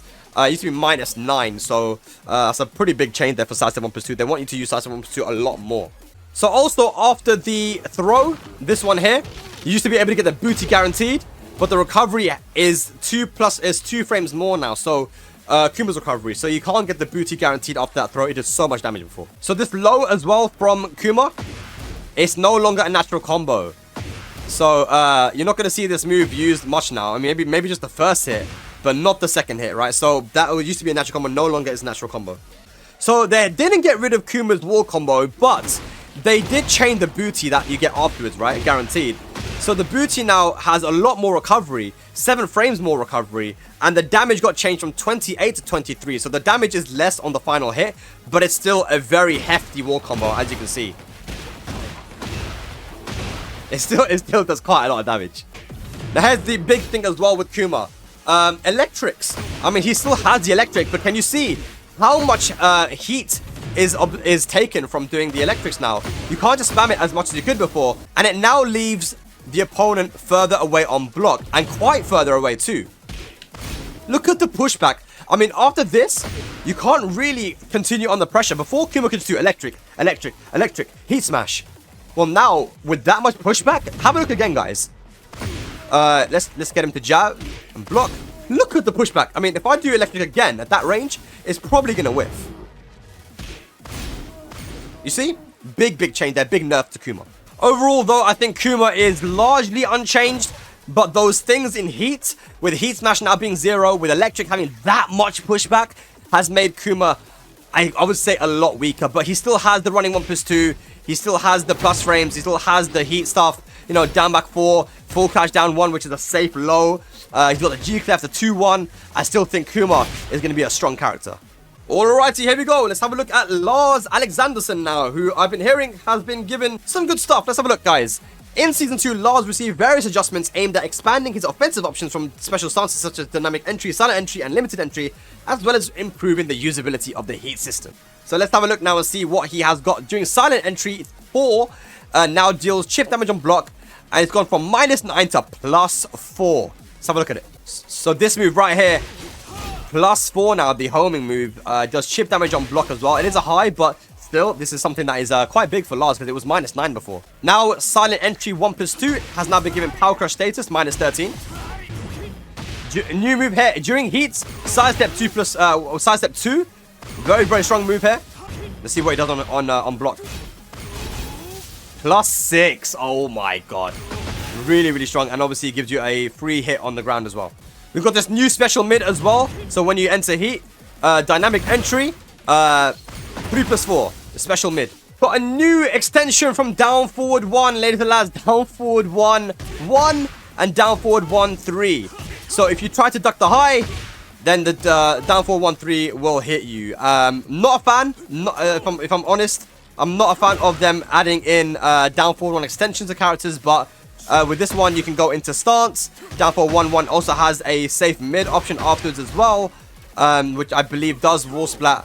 But yeah, like I said, not really a fan of these kind of down forward 1 changes, but something that is definitely good for Lars. Lars has been given a new running move now, running 1, which is +7 into stance. Insane move, man, and it looks like it has some decent tracking as well. So yeah, running 1 there looks a lot like his back one. In a running form. A big change here as well is that the low full crouch 1+2 now leaves the opponent in crouch from standing. So you know, again, it's not as important as it was before because you can sidestep both ways now, but you know, it is something that helps. It leaves the opponent in crouch. You can now heat burst after dynamic entry. Forward 3 into. And he smash as well. The throw has been made easier from dynamic entry by just going for a generic throw here. 2+4. Heat Smash was also buffed by going from +9 to +13. So Downback 1-3, which was one of Lars's lows, has been changed to +3 when you go into the stance when you press down. Before it was actually -1. So this is one of the things I said that people said Lars wasn't that great was because of his lows, but they are making small adjustments to these lows now to make them plus on hit. A good change here from for Lars as well is that Downback 4 has now been made 20 frames from 21 frames or 22 frames, so it's been made a little bit faster. And sometimes, guys, a frame can make a massive difference there. So with Lars, that's definitely a welcome change for him. Also, back 1 now wall splats on counter hit, so pretty big change there as well. All these changes will make a big difference. It's a safe homing move, but now at the wall will give you a wall splat on counter. Small changes have been made to his frames as well, like Silent Entry 3, which used to be -14, is now -13. Chip damage has been changed on Dynamic Entry 3, it does a lot more chip damage now than before. The downfall 2 has been changed a little bit as well. You can see that on counter hit, which used to knock you down for a free shoulder, now gives you +13, which allows you to go for stance 1 as a guaranteed hit, right? So downfall 2 is still a pretty decent move. They haven't changed its frames at all, but they just changed what it does. And now also in combos, you'll see that it kind of flips you over. So maybe this will help Lars players to come up with some more flashy combos. A pretty big buff here with Lars now. Back 4, 1+2. Before you'd have to do back 4 on counter hit in order to get this. But now you have access to the full string with back 4, 1+2. And I think that the damage was a lot more that when he did the throw. So they've nerfed the damage on it. But now Lars can actually just fish for the back 4 and just press 1+2 to get the full kind of combo. So it's kind of like a buff and nerf at the same time. And one more thing is that Lars now has a new follow-up from the down 3 string, which can be used as a wall combo. Take a look. I mean, pretty strong, and it does a little bit more damage than his normal combo, which would be the down back 2-1 into shoulder. Take a look. So yeah, this will be his new wall combo, I guess. Not bad. Overall, there's been quite a few changes to Lars' moveset, which helped to make him a more solid character, right? So I'm excited to see what these guys are cooking with Lars as we progress on in Season 2. Alright, moving on to Law now. Martial Law, one of the strongest characters in Season 1. Let's see what he has in Season 2 now. Namco say, in Season 2, Law received improvements to the control responsiveness of Dragon Charge, along with an expansion of offense options using nunchuck-based attacks. So, let's see what he has in this season, and what he kept in this season. So now, one big change is that immediately that doing DSS, or the Dragon Charge, it's easier for you to buffer moves from it. So you can input the move before it comes out, and it will come out as soon as it can, which is really good. Makes doing certain moves a lot easier, like the legend kick. So DSS forward 3 now, which was his power crush, has now gone from -13 to -9. This is because now forward 3 is no longer possible. You have to do, when you do forward 3, this new move comes out here, which is like a low crushing kind of axe kick type of move. Lorna has a new move, up forward 2, which is a nunchuck move, and obviously in heat it's also possible to do and will knock you down. +4 on block, but -1 in without heat. You can see that just like Lars, Law has a new down forward 1 extension, down forward 1 2, and in heat it's going to have a different property where it'll kind of knock you down. But either way, this is a very interesting change, which allows Law to buff his punishment. I mean, he already had a really good punish with 3-2, but for stuff that leaves him in crouch, leaves the opponent in crouch, you know, having this is definitely a much better punish. Now, this forward 3 move, like I said, it knocks you down on normal hit, and it's only 0 on block. But I mean, it's probably going to be very linear. It seems like a move that is very easy to sidestep, so gotta be careful using it. But you would say it's a nerf because they kind of got rid of that power crush capability with the dragon cannon. So another big change is that Law can now do heat burst after DSS, during DSS, sorry. So, you know, your combo capabilities are going to be a lot better, a lot more versatile, and that's a change with every character. Every character can now go into heat burst from stance. Another big change to Law is that down forward 1 has also been buffed by having it. Another big change with Law is that the down forward 1 has been buffed by increasing the downward hitbox. So you know, this is very, very important because the down forward 1 string now also is a new tailspin move as well, which is going to allow Lord to get better combos. Forward 4 has been made safe from being -11. And I think this is probably one of the craziest changes for for Law, is that Law now gets back heat by using the nunchuck. It does obviously take heat as well, but you do get some of the heat back too, so you can use this nunchuck quite a bit.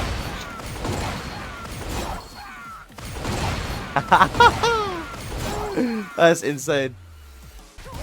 So while Standing 4 has been given a nerf as well, this used to be -15 when you went into stance, but now I'm only -12. This was a very strong move because you can actually apply a lot of mix-ups from while Standing 4, which was a bit too much, you know. So yeah, I'm kind of glad that they changed that for sure. The slide has been changed, so it has 3 less damage. It does, it has been changed from 20 to 17. I think the DSS 4 has been changed now, so it does give you a free hit on the ground, but it used to be able to give you a full launch. So I think that's gone now with Law. Now with Law's forward 40+4 throw, you do get a full wall splat, which wasn't there before. That'll allow you to get your combo a lot easier.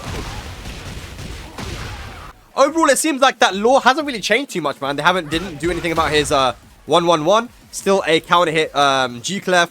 Down forward 2 is the same. If anything, they just buffed his down forward 1, which I think is really, really solid.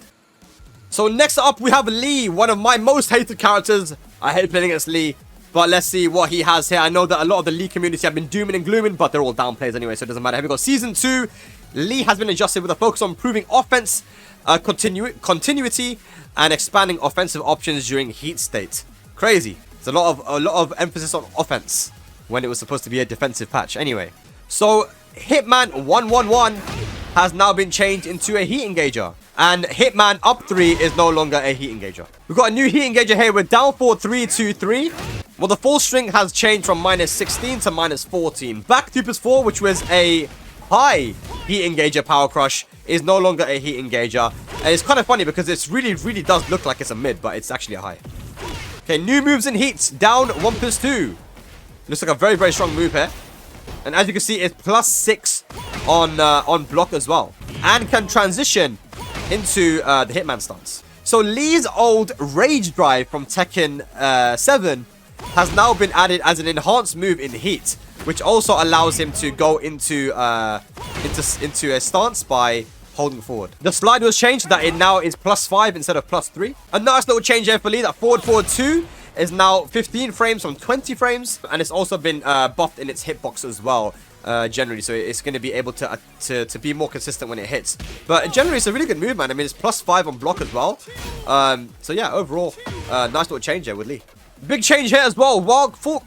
Big change here as well. Full crouch down forward 4 has now been changed from -3 to +3. So good little change there. Now Lee's going to be able to utilize those plus frames to go for some more mix-ups. So this lower hit as well from misstep has also been changed a little bit.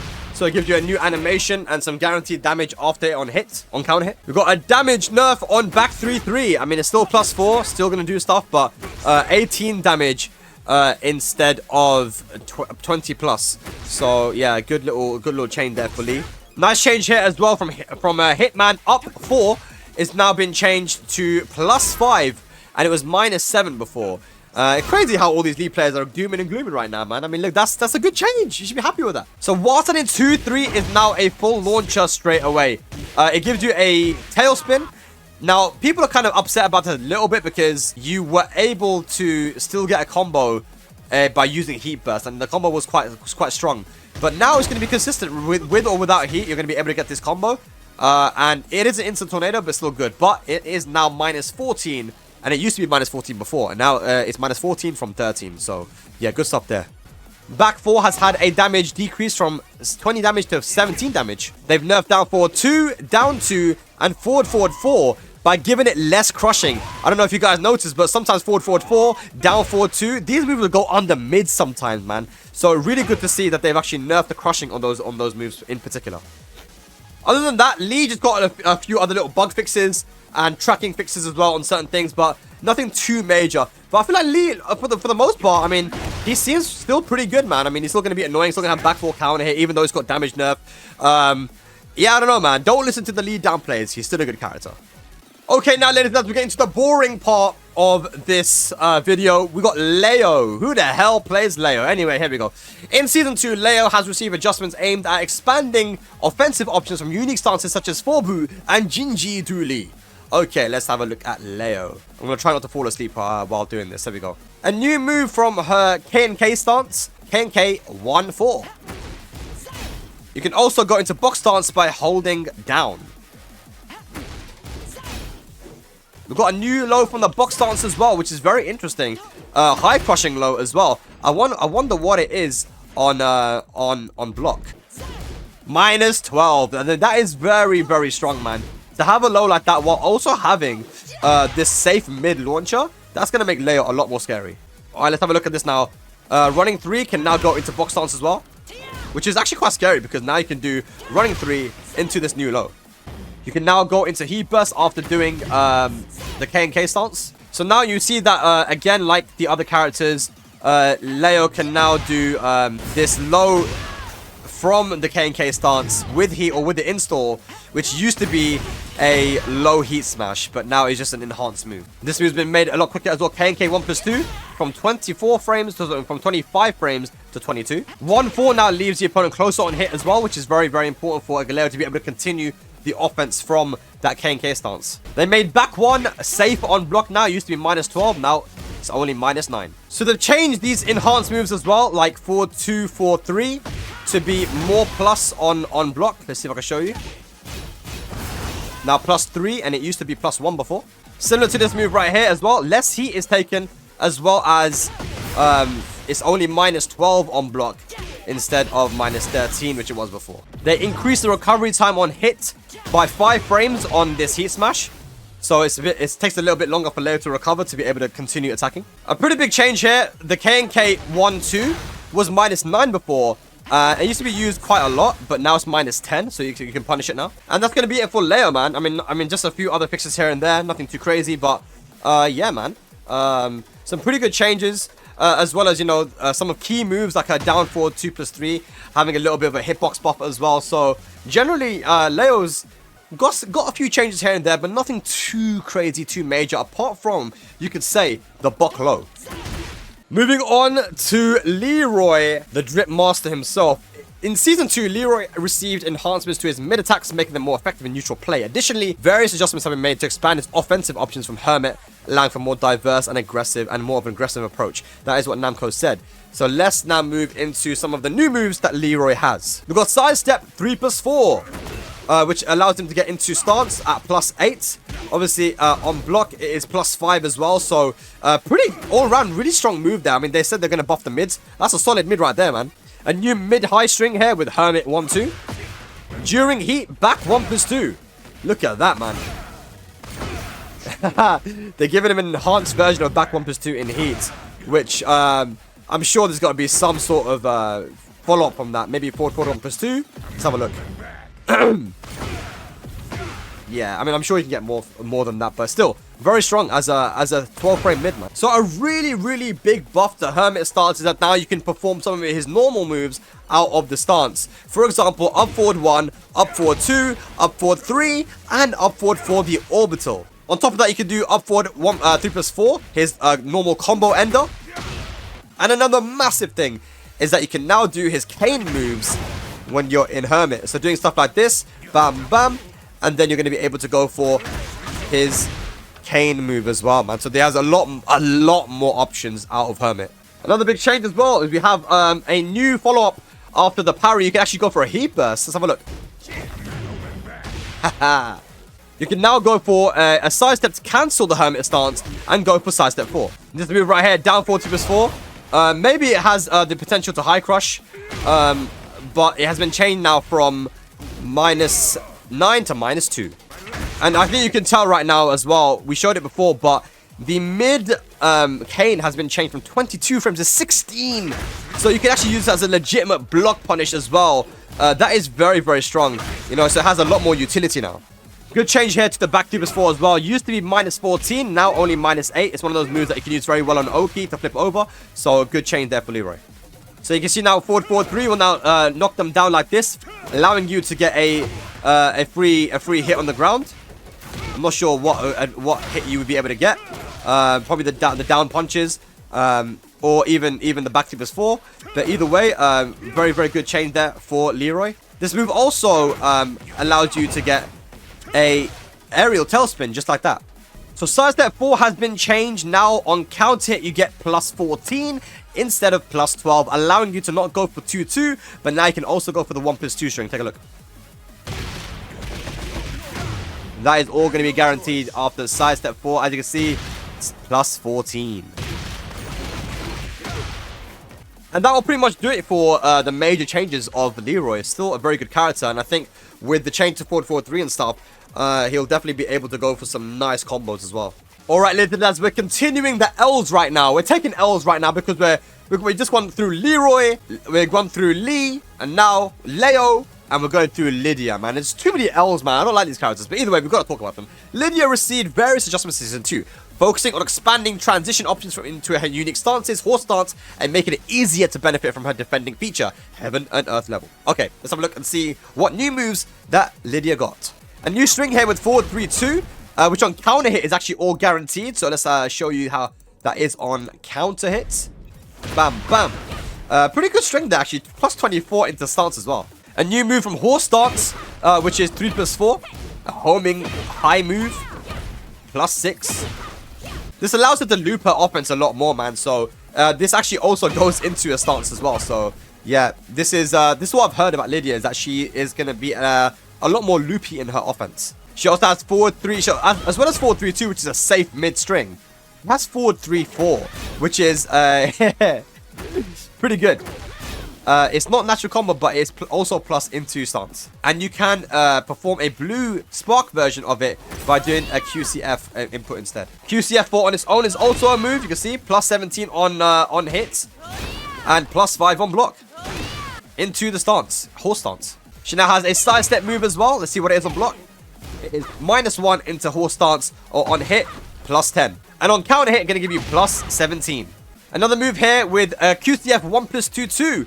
You can also hold the input to make it more +8, or just do it just throw out the string, which becomes +24. And I believe it's actually safe on block as well. Ew, brother, but her mids are. She's got a lot of good mids, man. You can do the very similar move by just pressing down back as well. So down back to 1+2-2. Bam, bam.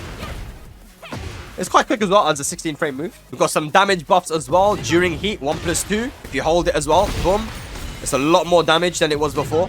Go for the normal version as well. Still does a ton of damage. Now see that horse stance 3 does a little bit of chip damage, as well as it being +14 on hit, which is a lot of plus frames. We've got this move forward 4-3 in a combo. Will do increased damage depending on your Heaven and Earth level. So for example, if I show you, bam bam, just very simply.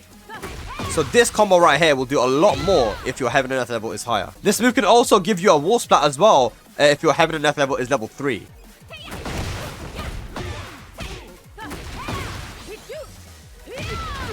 And there you get a wall splat. It's the combo which gives you, no matter where you are on the stage, it will give you a wall splat by going from forward 4-3. It's actually really strong. Look at that. Another big change is that Lidia's sweep now on counter hit leaves her at -2 instead of -10, allowing her to be able to do more when it comes to like Okizeme. And you can also see that when she has level 3 Heaven and Earth, that will also get rid of all of the opponent's grey health. Obviously this move here, back 3 for 1+2, which was her combo ender from the very beginning, since Tekken 7, is now also powered up in Heaven and Earth, depending on the level. Her throw here, up forward 1+2, bam, bam, bam, 40 damage. Now let's put on her Heaven and Earth level and go to 3. Let's see how much it does. 50 damage and all grey health gone. So Cat Stance 4 has been buffed as well to the damage of that low, going from 10 to 14 damage. So this low that used to be launch punishable with the striking wall stance The wall stance 4 has now been changed to -14 instead of -16, so it's no longer launch punishable for most characters. Depending on your heaven and earth state, this will do different things, right? So it doesn't actually knock down, as you see when you have level 1 and 2, but when I go to level 3, it's going to have something different. Yeah, because I give you that little knockdown. Other than that, just a few changes here and there to distances and some hitbox changes. But generally, I think Lidia is going to be a lot more scary. Her mids have been buffed so much now. We're going to have to wait and see how this character cooks in Season 2. But just based on the kind of moves they're giving her, which are low risk and pretty good reward, I'm guessing Lidia is going to be used a lot more in Season 2.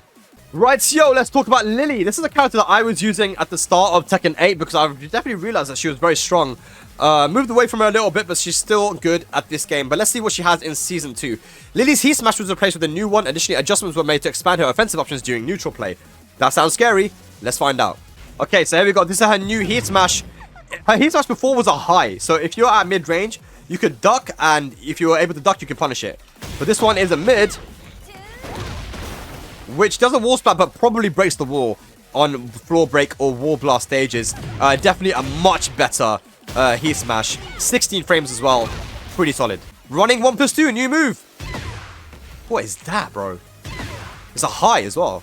Giving you definitely a free hit as well with the Walla. And as you can see, just like most other running moves, this is also a plus on block approach move. Something that Lili actually didn't have. Like, she didn't really have one. She had a slash kick, but like having an actual running move, it's not something that she has typically had. So that's a big change for her. It's now possible to go into Heat Burst from Feisty Rabbit. And you can now do Feisty Rabbit after down 2-2. Down 2-2 is used a lot because it had good tracking. But now being able to do down 2-2 and then back 4. And down 2-2, back 3. Let's try that again. Yeah, so that's going to make those mix-ups a lot more scary. Just because you have more ways to get into that stance. Now you can tell immediately that this move here, the full crouch down 4-3, has been made so much quicker. I mean, look at that, 19 frames. That is so fast compared to how it was before. I think before it was 23 frames, or even slower than that. I don't even know, but 19, dude, that is so quick. So sidestep 4, which was a counter hit launcher, and I believe it has still kept its status as a counter hit launcher, right? As you can see. This move is now possible to do from crouching if you do full crouch down forward 4, which is actually really interesting that she has that option, right? And she can also do it from the dew glide as well. So if you're doing dew glide, hold the down forward input, and she's able to do this, which is so good for Lili, man. I think that's a huge change. It's gone from -2 to -4, but honestly, with Lili's sidestep, does it even matter? I don't know. Still a very good move and overall a buff. So before you had to do forward 1+2 in order to do this move here, but now it's just up 1+2. So they made this a lot easier to input. And it will give her that aerial tailspin as well. Bam, bam. Which is certainly going to make her combos a lot more versatile. So now her old Heat Smash is available by just doing Heat 3+4. 3+4. And I wonder, on block, it is still +7. So she has access to this, her old Heat Smash, but just as an enhanced move now. They buffed her jab as well a little bit. You might not be able to tell visually, but they have buffed her jab to make it more consistent in certain situations. Down 1, you can see that the opponent is a lot closer to you on hit. I'm not sure if that's a buff or enough, but I feel like that is a buff overall, just because the opponent won't be able to kind of backdash to get away from extra offense. So the QCF 3+4 has also been changed into an aerial tailspin. So a lot of these characters are going to be able to have a lot more combo options in order to get those wall splats and just bigger damage combos in general. So now they've allowed you to also delay the jab string from back turn. So if you do back turn 1, 2, you can see how much you can actually delay it. Not sure why they would do that, because I guess some people are just going to do the jab. And then you might want to go for the second hit. But you can see that it's actually delayable now, which is quite interesting. Down 2-2-4 has now been changed from -17 to -13. I never really understood why that was -17 in the first place. It wasn't even that good of a move, but either way, now it is not launch punishable. Down 4-3 has been changed, so it's nerfed from 23 damage to 20 damage. So overall, I still feel like Lili is a strong character. She wasn't nerfed at all. I don't think that Lili players are going to be upset at all with any of this. She's got better combos now. Her jab has been buffed a little bit as well. So overall, more transitions from stance from Feisty Rabbit. And, you know, overall, I feel like Lili is still going to be a very solid character. Alright, from one blonde to another, we have Nina Williams now. And Nina Williams was a top 1 character, according to many, many people, just because of her ability to do everything, right? So let's see what Namco said about Nina. In Season 2, Nina has received expansions to her signature gunplay actions and ducking step, while also undergoing nerfs primarily to moves that had excessively high rewards and to certain powerful pokes with minimal risk. Let's have a look at what they've done. So, Forward Pursuit, first of all, is now Power Crush, but it's not a Heat Engager, still minus 14. We've got a new 14 frame punish with forward 3+4 1. It's also a Heat Engager. So I still think that this, I mean, I don't know why she needed this, to be honest. There we go. Yeah, 54 damage, holy shit. She also has a gun option available afterwards as well. That's minus 9. New move here, sidestep 1+2. So sidestep 1+2 is 1+2. Okay. And it's wall splat as well. Why not?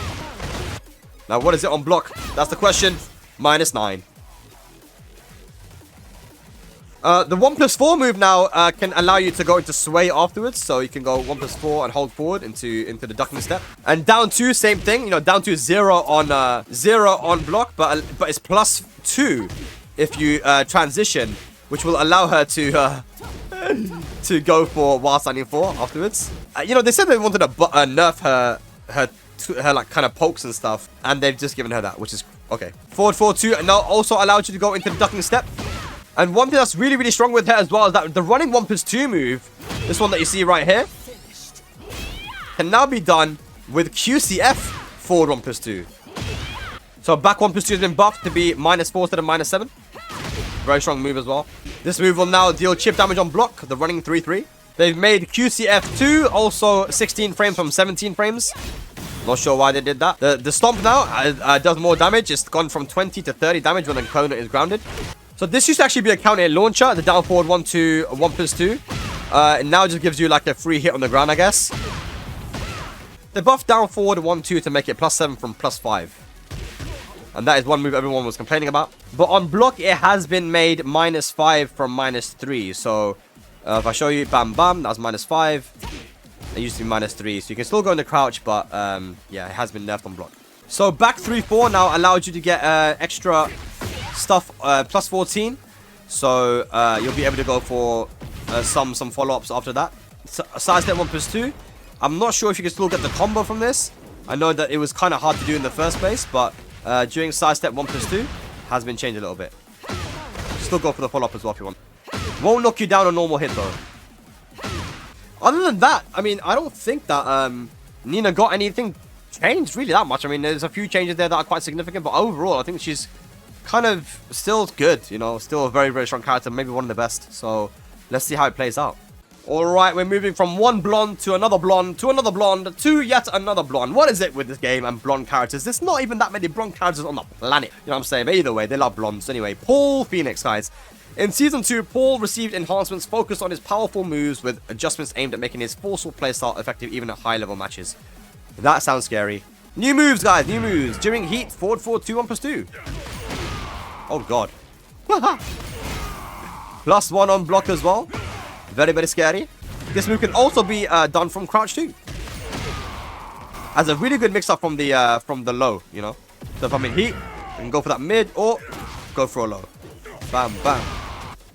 New move here with deep dive down forward 1. Have a look. Very scary. A full-on launcher. And only -1 on block. It is high, but it is a full launcher, as you can see. Forward 3+4 is a new move which allows them to go into this step. So if you don't want to do a QCF input, I guess you could just do forward 3+4 instead. Down forward 3+4 allows you to go into deep dive. Back 3+4 allows them to go into sway. So you have these inputs now which allows you to do these kind of different movements that Paul was able to do with just like movement. You know, you can do it anyway manually, like QC back 1 or QC forward 1. But yeah, this is something that they've added in now. So you can actually now transition into deep dive after doing forward 2. So have a look. Holding down forward and you'll go into the stance. Same thing applies to the forward 1+2, the dragon hammer. The hammer fist. Only 0 on block though. But you can charge it. And it becomes +7. You can also do the same with up forward 2. Up forward 2, which is +2 on block. And allows you to go into the sway, the deep dive. Now, up forward 2 was already a really good move here. It did some good damage on counter hit. And on normal hit, it's a good homing move. But now, you can hold it. And it just does more damage. And it's plus. We've got a new 10 frame punish with Paul with 2-3. +8 on hit. And 22 damage. So, yeah. And it's not punishable either. It's -2 on block. Now, you might have seen earlier, but Paul now has a crouching low, which is +6, which you can do from the QCF into cancel. Overall, a very, very solid low, it looks like. I'm going to get him onto crouch block. And see, there's only -13. So, a lot of these characters now have full crouch lows, which is very, very frightening. But it is what it is. You know, he's got a good one. So, the sidestep shoulder tackle, which used to be forward 1 + 4, can now also be performed with up, back 1 + 2, or up 1 + 2. So it's an easier input now. The backswing blow is now up forward 1 instead of back forward 1. 1 + 2 has been changed quite a bit as well. So -10 instead of -13 if you don't hold it. If you hold it, of course, it becomes different. But in heat, it takes a lot less of the heat gauge, as you can see. Even if you hold it, a lot less of the heat gauge, and on block, of course, it is safe in heat as well. And you can also cancel it by holding forward. And remember, that's really scary, because if you hold it and hold forward, then that will allow you to go for this low. It's just, you can be quite creative with Paul now. Another massive change here for Paul is that a move, deep dive 2-1, which was used a lot by Paul players, has now been changed to be +4 from -5. So that's a huge change already there with this move. But yeah, like, you can see a lot of Paul players spamming this move now. So Paul's shoulder has been made a lot more punishable, from -16 to -18, which allows for better punishment. So that is a nerf there. Other than that, there's just been a few nerfs to damage from certain moves, like the running 2 in combos, back 1, and even forward 2. Like, these moves have been nerfed a little bit when it comes to the damage that they do. But nothing too significant. Overall, I think Paul is also still very strong, and overall has been buffed with the kind of transitions that you can do in some of these stances, as well as that full crouch low and that new that 2-hit string, which is now +4. I mean, he has some really good stuff now, man, and I'm excited to see if we can see more Paul players this season. Okay, here we go. We've got Raven now. Raven, the character that nobody knew the matchup for, but now we don't know the matchup. Now we don't know the matchup. You know, it's crazy. But anyway, Raven, in Season 2, Raven has received widespread enhancements to back turn moves and various stance-related techniques, aiming to reinforce and expand upon Raven's tricky character identity. Okay, here we go. We've got a changed heat engager. Forward 2 is now his heat engager. Pretty solid stuff. -12, but a lot of pushback. It's also been changed to I-15 instead of 16 frames. So overall, it has been buffed. And of course, when you're in heat, forward 2 is going to be a launcher as well. So you're going to be able to get a, whatever the combo is, I don't know.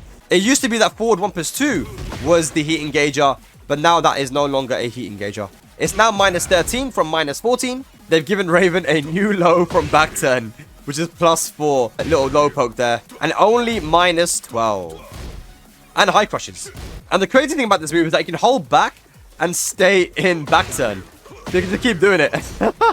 Back turn 2, and you can also hold down.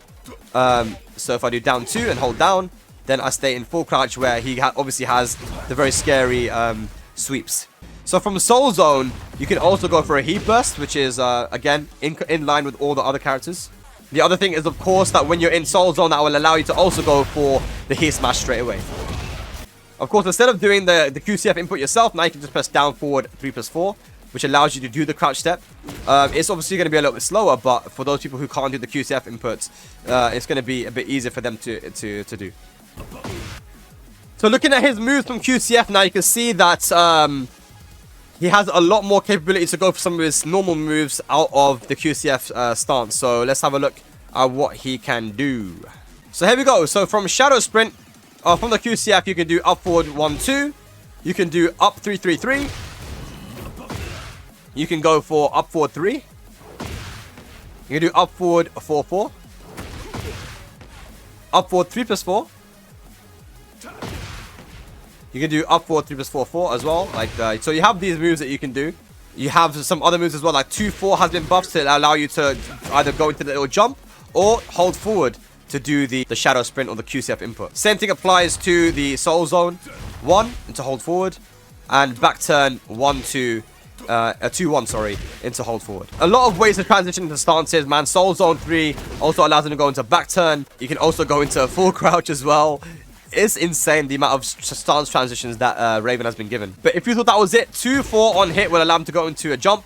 You can hold back to go back turn. You can hold down to go into full crouch, and you can hold forward to go into the sway. So yeah, I mean, yeah. Same thing applies to the back turn 2-4. Hold back to go into back turn. Back turn 2-4. Hold down to go into crouch, and then just do it on its own to stay facing forward. And as you can see, the frames on block has been changed from -9 to 0 on block. And on hit, it now is +5. See if I can show you. There we go, +5 on hit. So a lot of these shadow clones that used to be -14 are now -13. Not a big fan of that, but still, that's a big buff for Raven. You know, he's going to be taking less risk by doing these moves. Anytime you see like a shadow clone come out, just remember that it's going to be probably -13. There we go, -13, -13. Also, these moves here as well. You see a purple shadow clone used to be -14, now -13. They buffed the running 3 to be a little bit quicker as well. QCF2 has now changed as well to be a little bit faster from 25 to 22 frames. Also allows you to go into back turn if you want to keep on mixing up your opponent. While standing 3+4 is now -9 from -12. This Soul Zone 1 has gone from -3 to +1. On counter hit, Soul Zone 1+2 is going to give a tornado, and it's 0 on block homing move.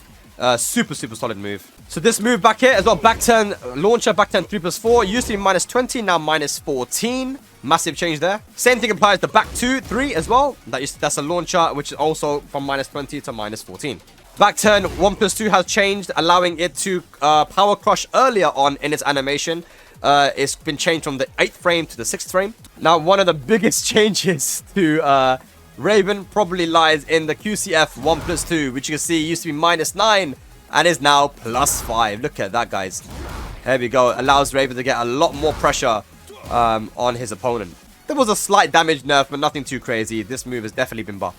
Soul Zone 4 low has changed from -16 to -14. No longer launch punishable for most characters, but also from +2 to +4 on hit.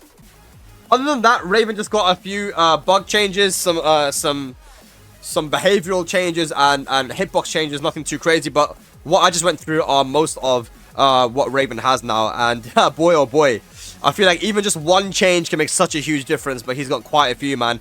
A lot of new stance transitions. This QCF 1+2 move, I'm very scared about it, man. I'm very scared about it. +5, knocks you down, will give you a wall splat. This character looking solid, man. Solid. Okay, Reina. Reina Mishima, huh? In Season 2, Reina has received adjustments focused on moves related to her special stances, as well as enhancements to expand her offensive options in neutral play. Okay, here we go. So the first new move is this new low here, which you can perform during Unsoku, or the wind step. So if I just do like a little dash forward, you can see that it does this move and puts it into, you can be put automatically into the Sentai stance where she rolls forward. +3 on hit. On block, it's only, I believe, -12 or -13. Yeah, -12. I mean, it's not punishable at all, really. It's a very safe low, relatively speaking. And on counter hit, it will give some stuff guaranteed. So I think you'll be able to go for Sentai 1. Yeah, Sentai 1 or 2. Or you can go for Sentai 3 as well. So, yeah, overall, a very solid move that Reina has now. Another very solid move that we saw in Tekken Talk is the down 1+2. Look at this. +7, and it does a ton of damage as well. Look how far it takes this. You can get a wall splat from so far away. Let's see. Bam, bam. Very scary. So 2-2-2 will now transition into Heaven and Earth, which can be quite useful because even though you're minus, Heaven and Earth in heat especially, it parries highs and mids. So, interesting change there. So, after Heaven's Wrath 1, you can actually go into Unsoku by holding down. And that allows you to also go for that new low that we just saw. Here we go.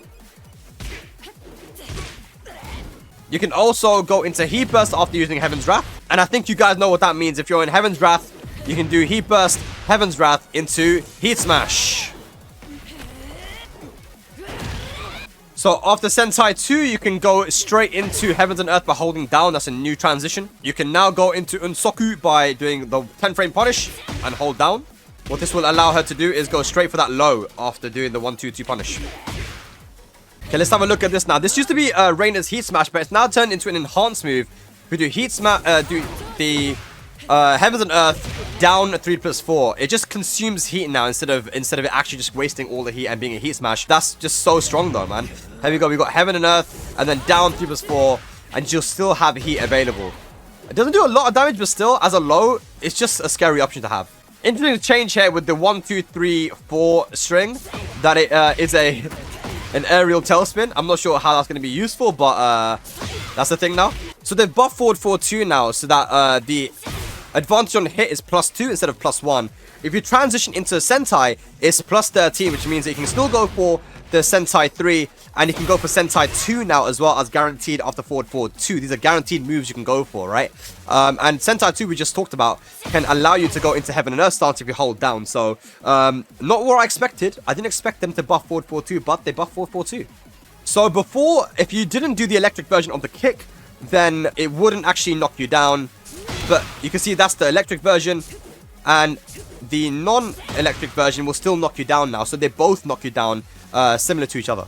Heaven and Earth 3+4 now is +3 on block. It has been changed from -5 to +3. And to be honest, it does look like it should be a plus on block move, right? So, man, Reina's changes are looking really solid.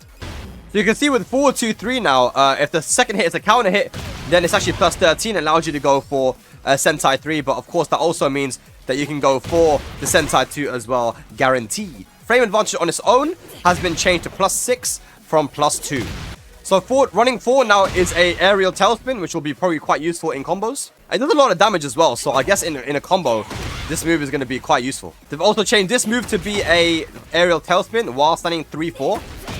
So while standing 1 has been changed from -10 to -13. Definitely a very welcome change. I'm just happy to see any nerfs, to be honest, man. So yeah, -10 to -13. Good. And overall, that is pretty much it when it comes to Reina, man. I mean, there are some small other changes as well, but generally speaking, those are some of the changes to Reina. And I think that overall, she's definitely been buffed, man. Having that low and getting a few more frames here and there in certain moves, more stance transitions.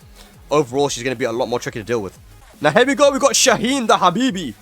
So this character was definitely in most people's top 10. We saw a lot of success with this character from multiple players around the world. Steffi Black, with AK, with S and Ali, and many more. But this is what Namco said about Season 2. So in Season 2, Shaheen has been adjusted with a focus on adding new offensive options to initiate attacks, as well as enhancing his unique traits related to Stealth Step and chip damage on block. So new Heat Engager here, Stealth Step 1-3. Because they, of course, got rid of the back 3+4, which used to be his Power Crush Heat Engager, no longer Power Crush Heat Engagers in this game. A new move with down 1. Interesting low here, 20 frames, +4 on hit, and +28 on counter hit.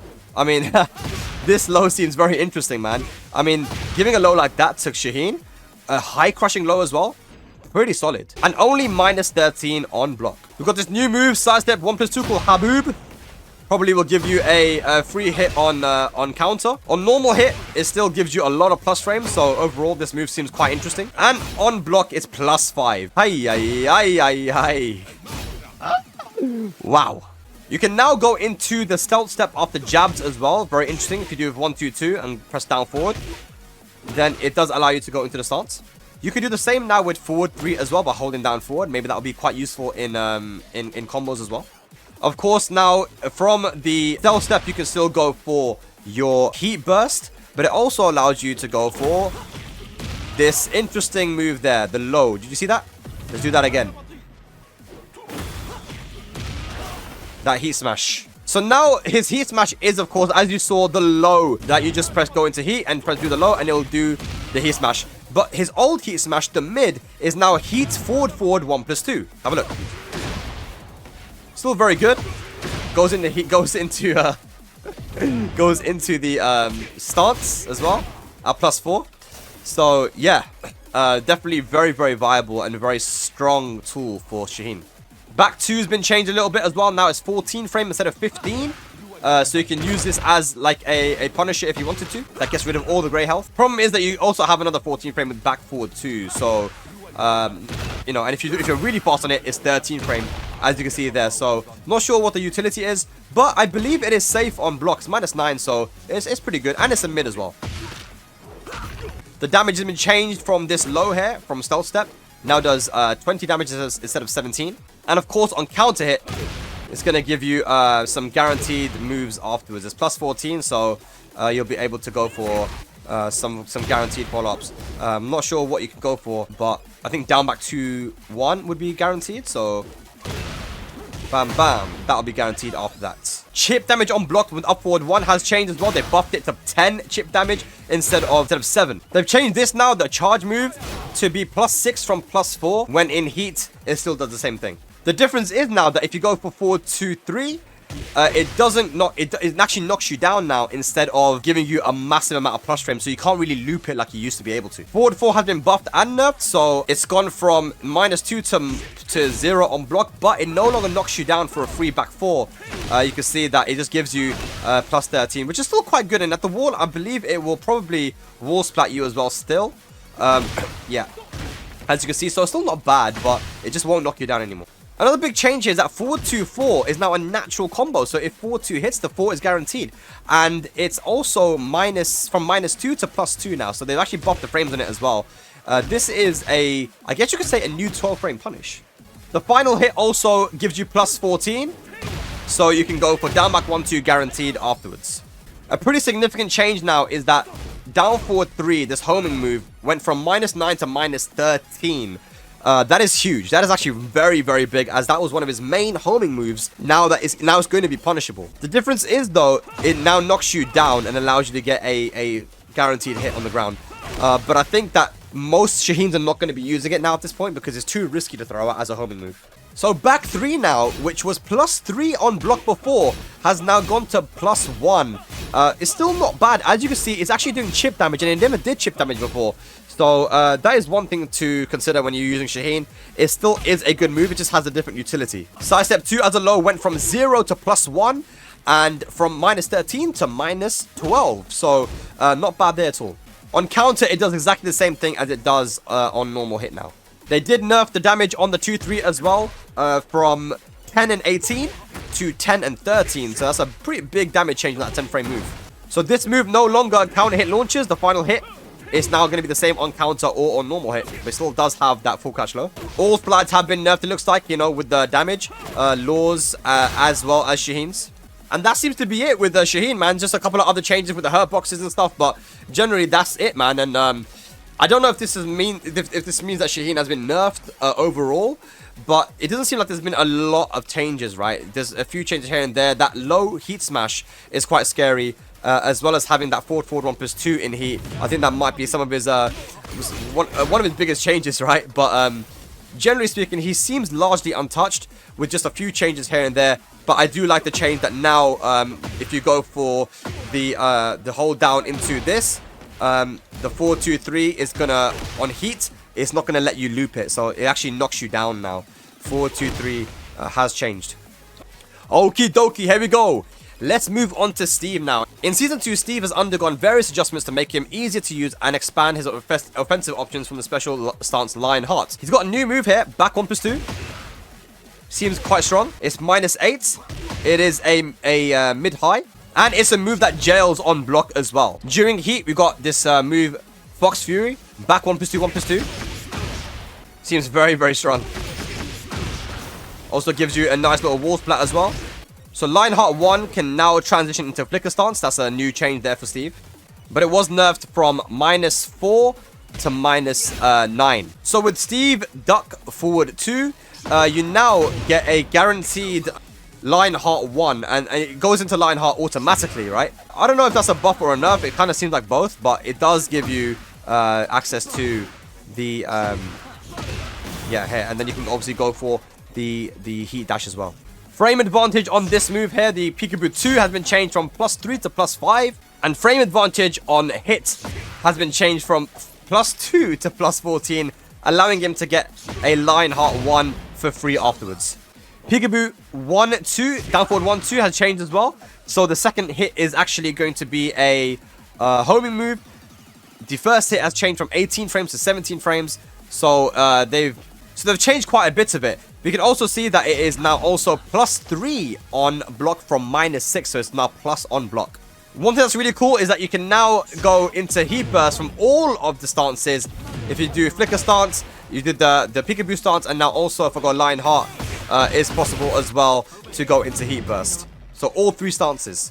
So with Steve, when he's in heat, this down forward 3+4 will now do an auto low parry, but also you can use it in all of his stances as well. So if I'm in flicker stance, I can do down forward 3+4. If I'm in Peekaboo, I can do down forward 3+4. And just to show you, when you're in the over rear stance, you can also do it as well. Massive change here for Steve is that now if you press up 2, he has a 17 frame launcher. So he can do the Peekaboo launcher by just pressing up 2. But if you're in stance and do it, then it does a lot more damage, right? But generally speaking, I think it's really solid for Steve, because if you do like a sidestep, he'll be able to sidestep launch you. Steve has become a lot stronger with this one move alone. I think that makes such a huge difference to him, because, you know, before it was really hard for him to launch you. You'd normally go for like a Sonic Fang or something, but if you do a big whiff, then he can, you know, sidestep and up 2. So if you're in heat and you go into Lionheart, you'll notice that you can actually parry mids with the character, but now you can actually reversal highs as well. Let's have a look over here. As you can see, so it gives you an auto parry on mids and highs now. Another big change is that when you do an attack, it is now possible to block when you transition into the ducking left or ducking right. So let's say if I do like 1-1 and I press 3, I can actually block while doing that ducking animation. So a huge change there for the defense of Steve. So down forward 2 on counter hit has changed a little bit now. So on counter hit, it's going to give you +10, which allows you to go for moves like the sway 1-1. Bam, bam. I believe that is all guaranteed. And there might be some other stuff as well that is also guaranteed as well. Like this one. Let's see. There we go. So, down forward 2 has, I don't know if that you can say that's a buff or a nerf, but it definitely seems like a very easy option there to get some good damage from down forward 2 on counter. So you can see that ducking left 1 has been changed from 15 frames to 14 frames. Ducking right 2 has been changed from 15, 16 to 14 as well.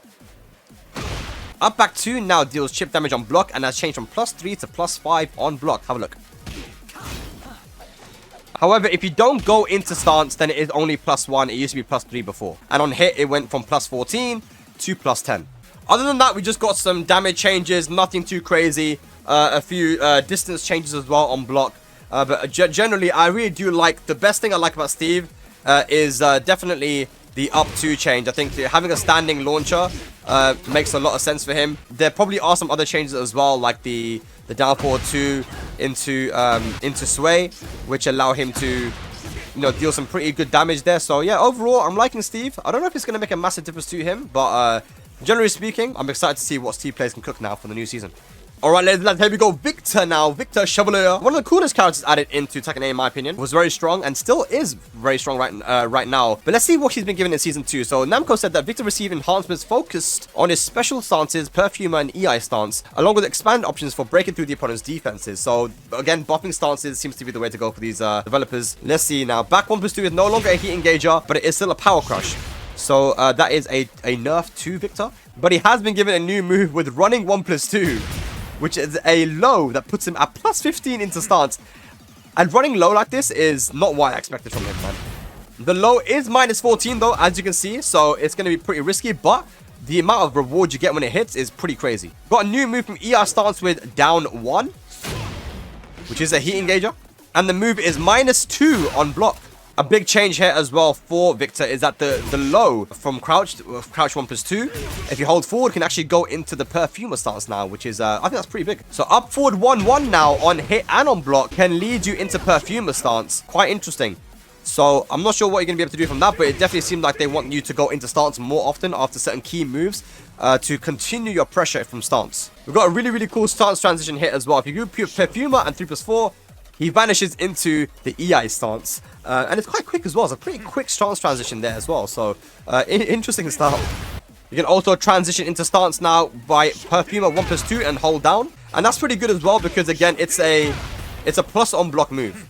So being a plus on block move, if we set the computer to standing block, you're going to be able to stance transition into EI with +6. Another massive change is that 1-1-2, the 10-frame punish, allows him to go into the Perfumer stance as well. Stringing together certain things like 1-1-2 and then EI Perfumer stance into EI stance, this is the kind of stuff they're looking Victor to do now to loop offense with stances and pokes.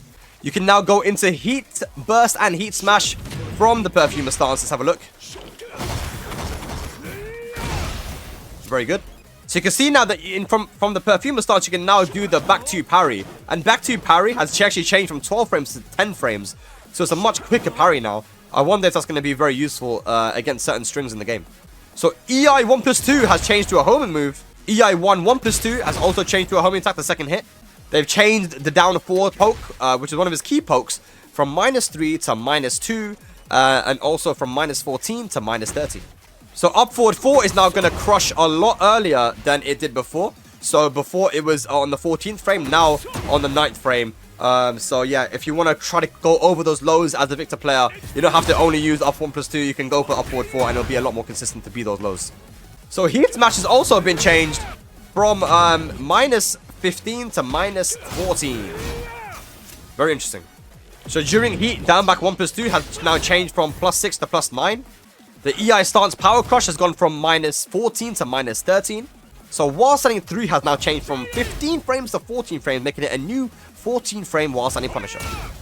2-2 has been changed from -12 to -10. Now a massive change to Victor is that his forward 1+2, which is a move that you use a lot to go for chip damage, it looks like it was plus on block, but it never was plus on block. It was -9. It has now gone from -9 to +3. And still does chip damage. This might have changed Victor completely, because as a move like that is so strong, because you can just go for it again and again and again and again, and then when you get the hit finally, it is a heat engager, and of course you're getting chip damage the entire time. We've got down back 3 now, which gives an instant tornado, but is -11 on block now. So back 4 now gives you a +13, which gives you the guaranteed follow-ups. So 1+2 now leaves the opponent closer on block to Victor, which is actually a nerf. And it's gone from -8 to -9. But the frames don't really matter that much. -8, -9 is kind of the same thing. But it's the distance on block now. It has less pushback, so a bit more scary to use as a Victor player. Down back 4 has less reach now, so it has less forward movement, but still has some decent range. They reduced the chip damage from EI stance to down 2. It only does a little bit now. It does from 11 to 6 damage. Quite a considerable amount of chip damage nerf there from EI stance down 2. Other than that, it's just a few little damage changes on some of the moves, like up 1+2 and down 3+4. Certain moves like this, which have been changed damage-wise. Otherwise, Victor, a lot more creative, I feel like you have to be now by utilizing these stances a lot more in the new stance transitions. Alright, Ling Xiaoyu is up next, and Ling Xiaoyu was in quite a few people's top 5. If you ask Ulsan about Ling Xiaoyu, he says this character was a top 5 character for sure, man. A very solid character in terms of the mix-ups you can do, as well as having very solid generic tools. What did Namco say? They said Xiaoyu has undergone some balance adjustments related to her Rain Dance, Phoenix, and Hypnotist, allowing for new offensive opportunities. Nothing about getting nerfed, but they spoke a lot about her getting buffed. Let's have a look. So new move, down 4-2, 1+2. This down 4-2 is 14 frames, and as a 40 damage, 14 frame punish is pretty strong. It's something that you're going to mainly be using at the wall, because she has a launcher with standing 3 anyway. So very, very solid punish there with down 4-2, 1+2. But yeah, it is -14 on block, so be careful. She now has a power crush from back turn. Why did they give her that? I don't know. But again, it's -14 on block. So certain moves can now be cancelled as well. Have a look at this. Down 4-2-3 into crouch. You can also do the back turn 1-2 into crouch as well. We've got a new input here now with 4, 2+4, 2+4. Now you can also now go for Heat Burst from AOP, as if AOP wasn't toxic enough. AOP Heat Burst. And AOP heat smash. Oh boy. So the forward 3+4 that we saw earlier can also be done out of Phoenix stance AOP. We can also do this full crouching low as well from AOP. Have a look. So that's a pretty big change to AOP. They're buffing AOP. They've buffed the 12 frame punish of Ling from going from 25 damage to 30 damage.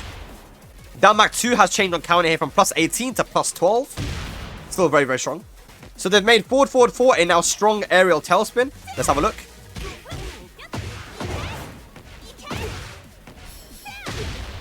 So yeah, I wonder what Ling players are going to do with that one, man. Forward 4 is a pretty heavy hitting move as well. So forward 4. AOP 1-2 is now -3 from -6 on block. AOP 1-2 is now -3 from -6 on block. When you get a counter hit with Ling's AOP 1+2, it now leaves you closer to the opponent. So easier combos there. Back turn down 3-4 is also a strong aerial tailspin. Let's have a look.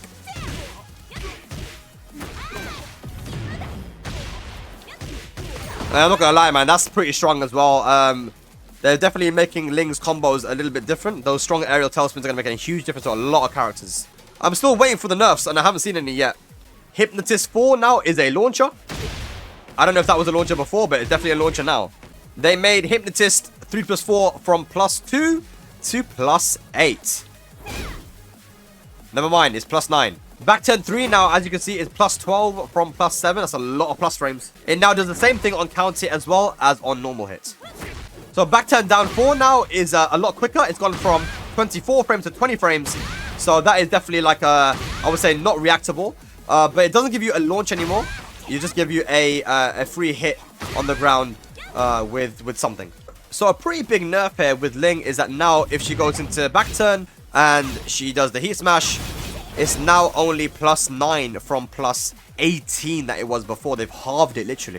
And something that everybody was asking for as well is that on block, Hypnotist after doing two steps used to be +5 for some reason, and now it's only 0 on block. So very good change there as well. If you just do it straight away, it's -4. If you wait for a long time, then it's +9. But doing a few steps here, 1, 2, only 0 on block. They've also not actually made Hypnotist 3 more punishable. They've only just nerfed the damage on it, depending even on all the different steps. 3, 2, or 1 step. They've just nerfed the damage about 3 points. So overall, honestly, I don't feel like Ling got nerfed, man. I mean, her AOP is going to be a lot more annoying. She can still do the same mix-ups pretty much, right? And her damage seems like it's going to be actually higher now. Because of these new aerial tailspins from combos. So generally speaking, Xiaoyu got a lot of buffs actually. And not a lot of nerfs, but the nerfs that she did get were pretty good. Here we go, ladies and lads. Everyone's most hated character, Yoshimitsu. In Season 2, Yoshimitsu has received adjustments that reduce his damage output and health recovery while expanding his offensive options through special maneuvers such as Flee and Indian Stance. Now, Yoshimitsu, everybody was asking for him to be nerfed in many ways. Doesn't look like he's been nerfed too much actually. He's still going to be a very big menace. So let's have a look at what his new moves are. So up forward 1-1. It's a natural combo that puts him into the little pogo stance. It's also safe on block. It's -9. He's also got a new move from the Kincho stance with forward 1+2. That goes into the pogo stick as well. And that move is, for some reason, +14 into stance. So a new move here as well. When you're in the flee stance, press forward or back. And he does this little slide. And that slide transitioned him into the Indian stance at +15. Instead of +12, so a buff there to Yoshimitsu.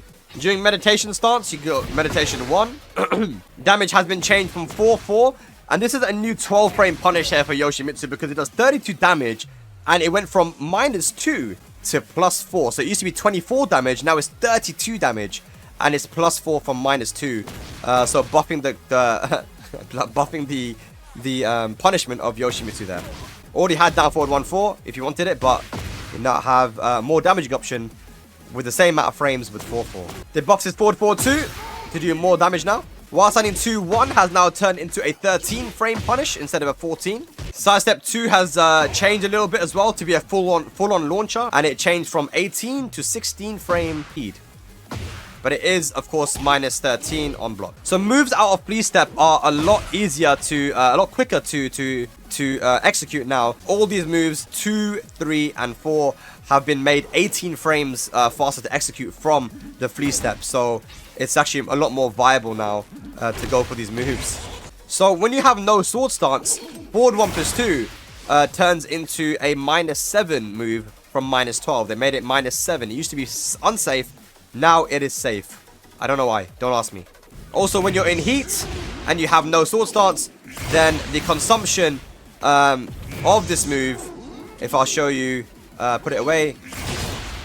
Back 2-2 now is safe on block. I mean, not a huge thing. The thing is that you were always able to duck it, right? So you should be ducking and punishing, but still a little bit annoying that you can't just hold back now and punish both options of back 2-1 and back 2-2. Back 2-2 is now minus 9. No sword stance back 2-2 has also turned into a safe option as well. Minus 9. So this flea stance move now allows you to get a lot easier combos now, depending on how it's hit. So let's have a look.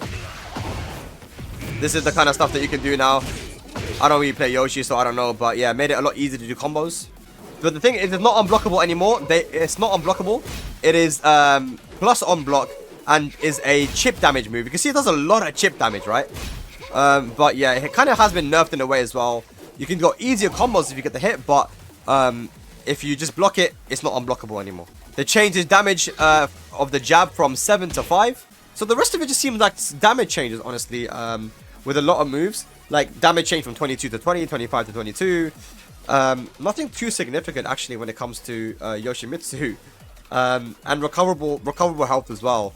So certain moves that, you know, like this move here, that used to do less damage. Now it does, so that used to do more damage. Now it does like a couple of damage less. Not the kind of nerfs that I was hoping for. But one thing I was hoping for was that forward 1+2 no longer flips you over. As you can see here, it has a bit of a different animation now. I wonder if you can still do crouch dash 1. Yeah, so these moves are not gonna like flip you over now for Oki. This used to flip you over, now it kind of pushes you away. But if you're in no sword stance, then it still flips you over. And after that, just a few changes when it comes to the amount of recoverable health he gets. He gets less recoverable health from certain moves, and a little bit less damage on certain moves as well. But overall, Yoshimitsu is still going to be a character playing his own game. We did also see that Splash has a lot more recovery. That's something that's very, very big as well.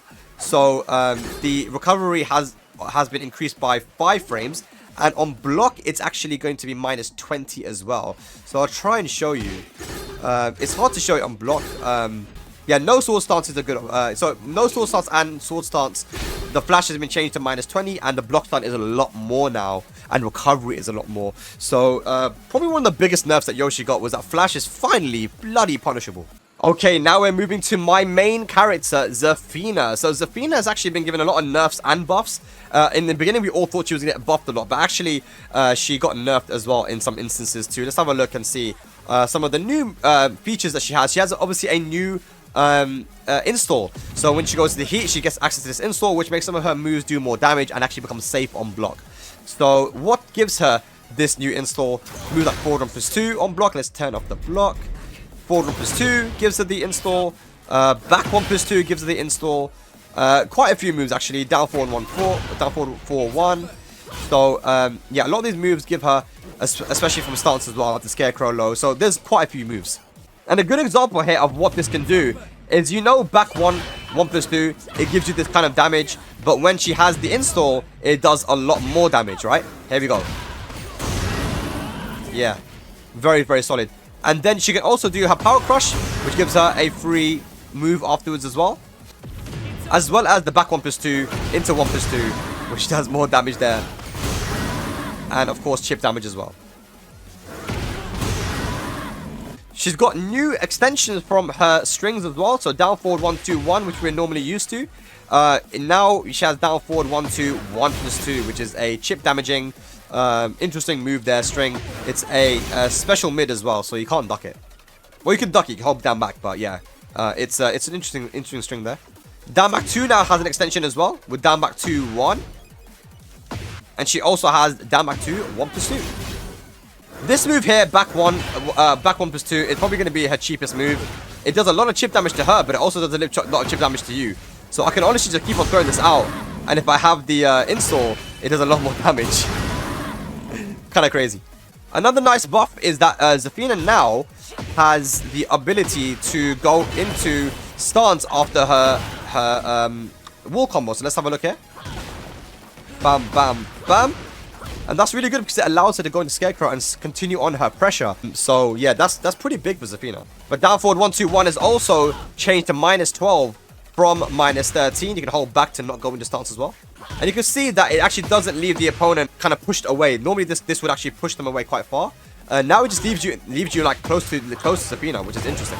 So Mantis stance down forward 1 has become 20 frames now, which is quite good. You know, if you do down 3 now, this move is a lot more viable to use. It's very quick now. Scarecrow starts back 1+2 now, knocks you down, and gives you the install. Scarecrow back 1+2 now gives you a lot of plus frames, and also gives you the install as well. Still going to be launch punishable, went from -17 to -18. Now this is the scary thing now, right? When she has heat available or the install, her down forward 3+4 is her old low heat smash. Of course, from Scarecrow, you can also do Heat Burst and do her normal Heat Smash, which is a high. But, yeah, now she has access to the low Heat Smash that she had before, which is now an enhanced move in Heat. Down forward 2+3 move, and that's now been changed to up forward 2, which is now an aerial tailspin move. Quite interesting. Scarecrow 3+4 also changed into a aerial tailspin as well. I wonder how that's going to work when it comes to her combos. Tarantula 1+2 has changed into a homing move, which is quite good because some people who knew the matchup, they knew to sidestep against this stance. It's possible now to guard when you're in Tarantula. So doing stuff like 3 into hold back is quite useful now, I think, in certain situations, because if your opponent tries to punish you, you're going to be blocking the entire time. And as you can also see, 3 no longer knocks you down on normal hit.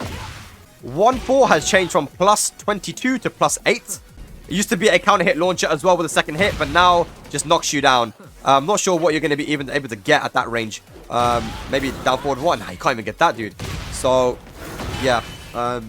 Definitely a big change there. Big nerf to 1-4. Forward 3 has actually changed as well. It's now 17 frames instead of the 21 frames that it used to be. But now you can get the guaranteed damage after it with Scarecrow 2-1. So plus 14, bam bam. Let's try that again. There we go. So it's pretty good, man. I mean, it's 56 damage, not bad. Forward 1+2 has changed quite a lot as well. You can see the amount of chip damage it does to you compared to Zafina. It used to do a lot less chip damage, from 8 to 18. It does 18 chip damage. This is way less abusable than it used to be. One of my favorite moves in the game has now been nerfed. A massive change is that down forward for 1 now is 13 frame, as well as down forward for 2. This is very important because they actually nerfed down forward 1-4 so that it doesn't wall splat anymore. So if you want to wall splat your opponent with a 13 frame, you've got to go for either down forward for 2 or down forward for 1. And down forward for 1 is now safe on block, and you can still, if I can show you, and you can still cancel it as well if you want to. So back 2 has been changed now to 14 frames, plus 14 from plus 12. So now you can get like this guaranteed, or you could even get your heat engager guaranteed as well with down forward 4. Running 1+2 now has also changed. It is plus 6 from plus 8. So a little bit of a change there, which is quite significant, I think. During the Scarecrow down forward 1, the Azazel hand is now turned into a tornado launcher, which is a big buff there to that move. Tarantula 2 has now become a power crush, which no longer actually launches, and it's not safe anymore, but it does knock you down. So that's, I think, a bit of a nerf there, if anything. I don't think she needed a power crush from that stance, but now, of course, it is from -9 to -13, and it doesn't give you a launch anymore. A massive change here as well, guys, is that down 3 no longer gives you a launch on counter hit. If we turn on the counter here and do down 3, you'll notice that the launcher is no longer there, which is a huge change to Zafina. That was her main low. You now have to go for Scarecrow, so Mantis down forward 1 to get a to get anything there. So down back 2, which was one of her moves that you would use to try and track your opponent, has also changed now. So it was -9 before, But now they've made it minus 13. So on hit and on counter, it does exactly the same thing. Same kind of animation. But now it is minus 13 on block. But of course, it does have the follow-up, which is minus 12. So I feel like you could do down back to 1+2. So that's kind of the thing you'd have to do now. But I'm not sure how strong that move's gonna be now. It was used as tracking move before. I'm not sure what you can do with it now. Forward 4 has been changed. Now it does less damage and doesn't knock you down anymore. So as you can see, like, that's another massive change. Forward 4 will no longer wall splat you. They've also nerfed Hwoarang 3, so less damage on the Hwoarang 3. So certain moves that Zafina does, like the Scarecrow 2-1, are going to do a lot more chip damage to herself. This is a way for them to try and balance some of these moves that are a bit brain dead. I feel like she did have a lot of brain dead moves, but now she's going to get punished for doing that. So Tarantula 3 now no longer knocks you down, but if you have counter hit activated, then Tarantula 3 will give you the Azazel hand down forward 1 guarantee. Overall, those were the changes to Zafina, ladies and lads, and I think that actually, they've nerfed some of her key pokes, a lot of her key pokes actually, while making her stances a little different, but I don't think that overall she's come out on top here. Zafina, if anything, has probably been nerfed more than buffed. And ladies and lads, that is going to be it, explaining some of the changes of every character in Season 2. If you enjoyed, please guys, if it helped you, please leave a subscribe and a comment as well, and let me know what you guys think of Season 2. I already know some of the comments that some of these guys have made, some of my friends, some of the pro players, and I guess what I'm going to probably do is maybe another podcast, maybe another emergency podcast needs to be done now. But like I said, ladies and lads, thank you so much for watching. Make sure you subscribe, and I'll catch you for the next video. Take care. Peace.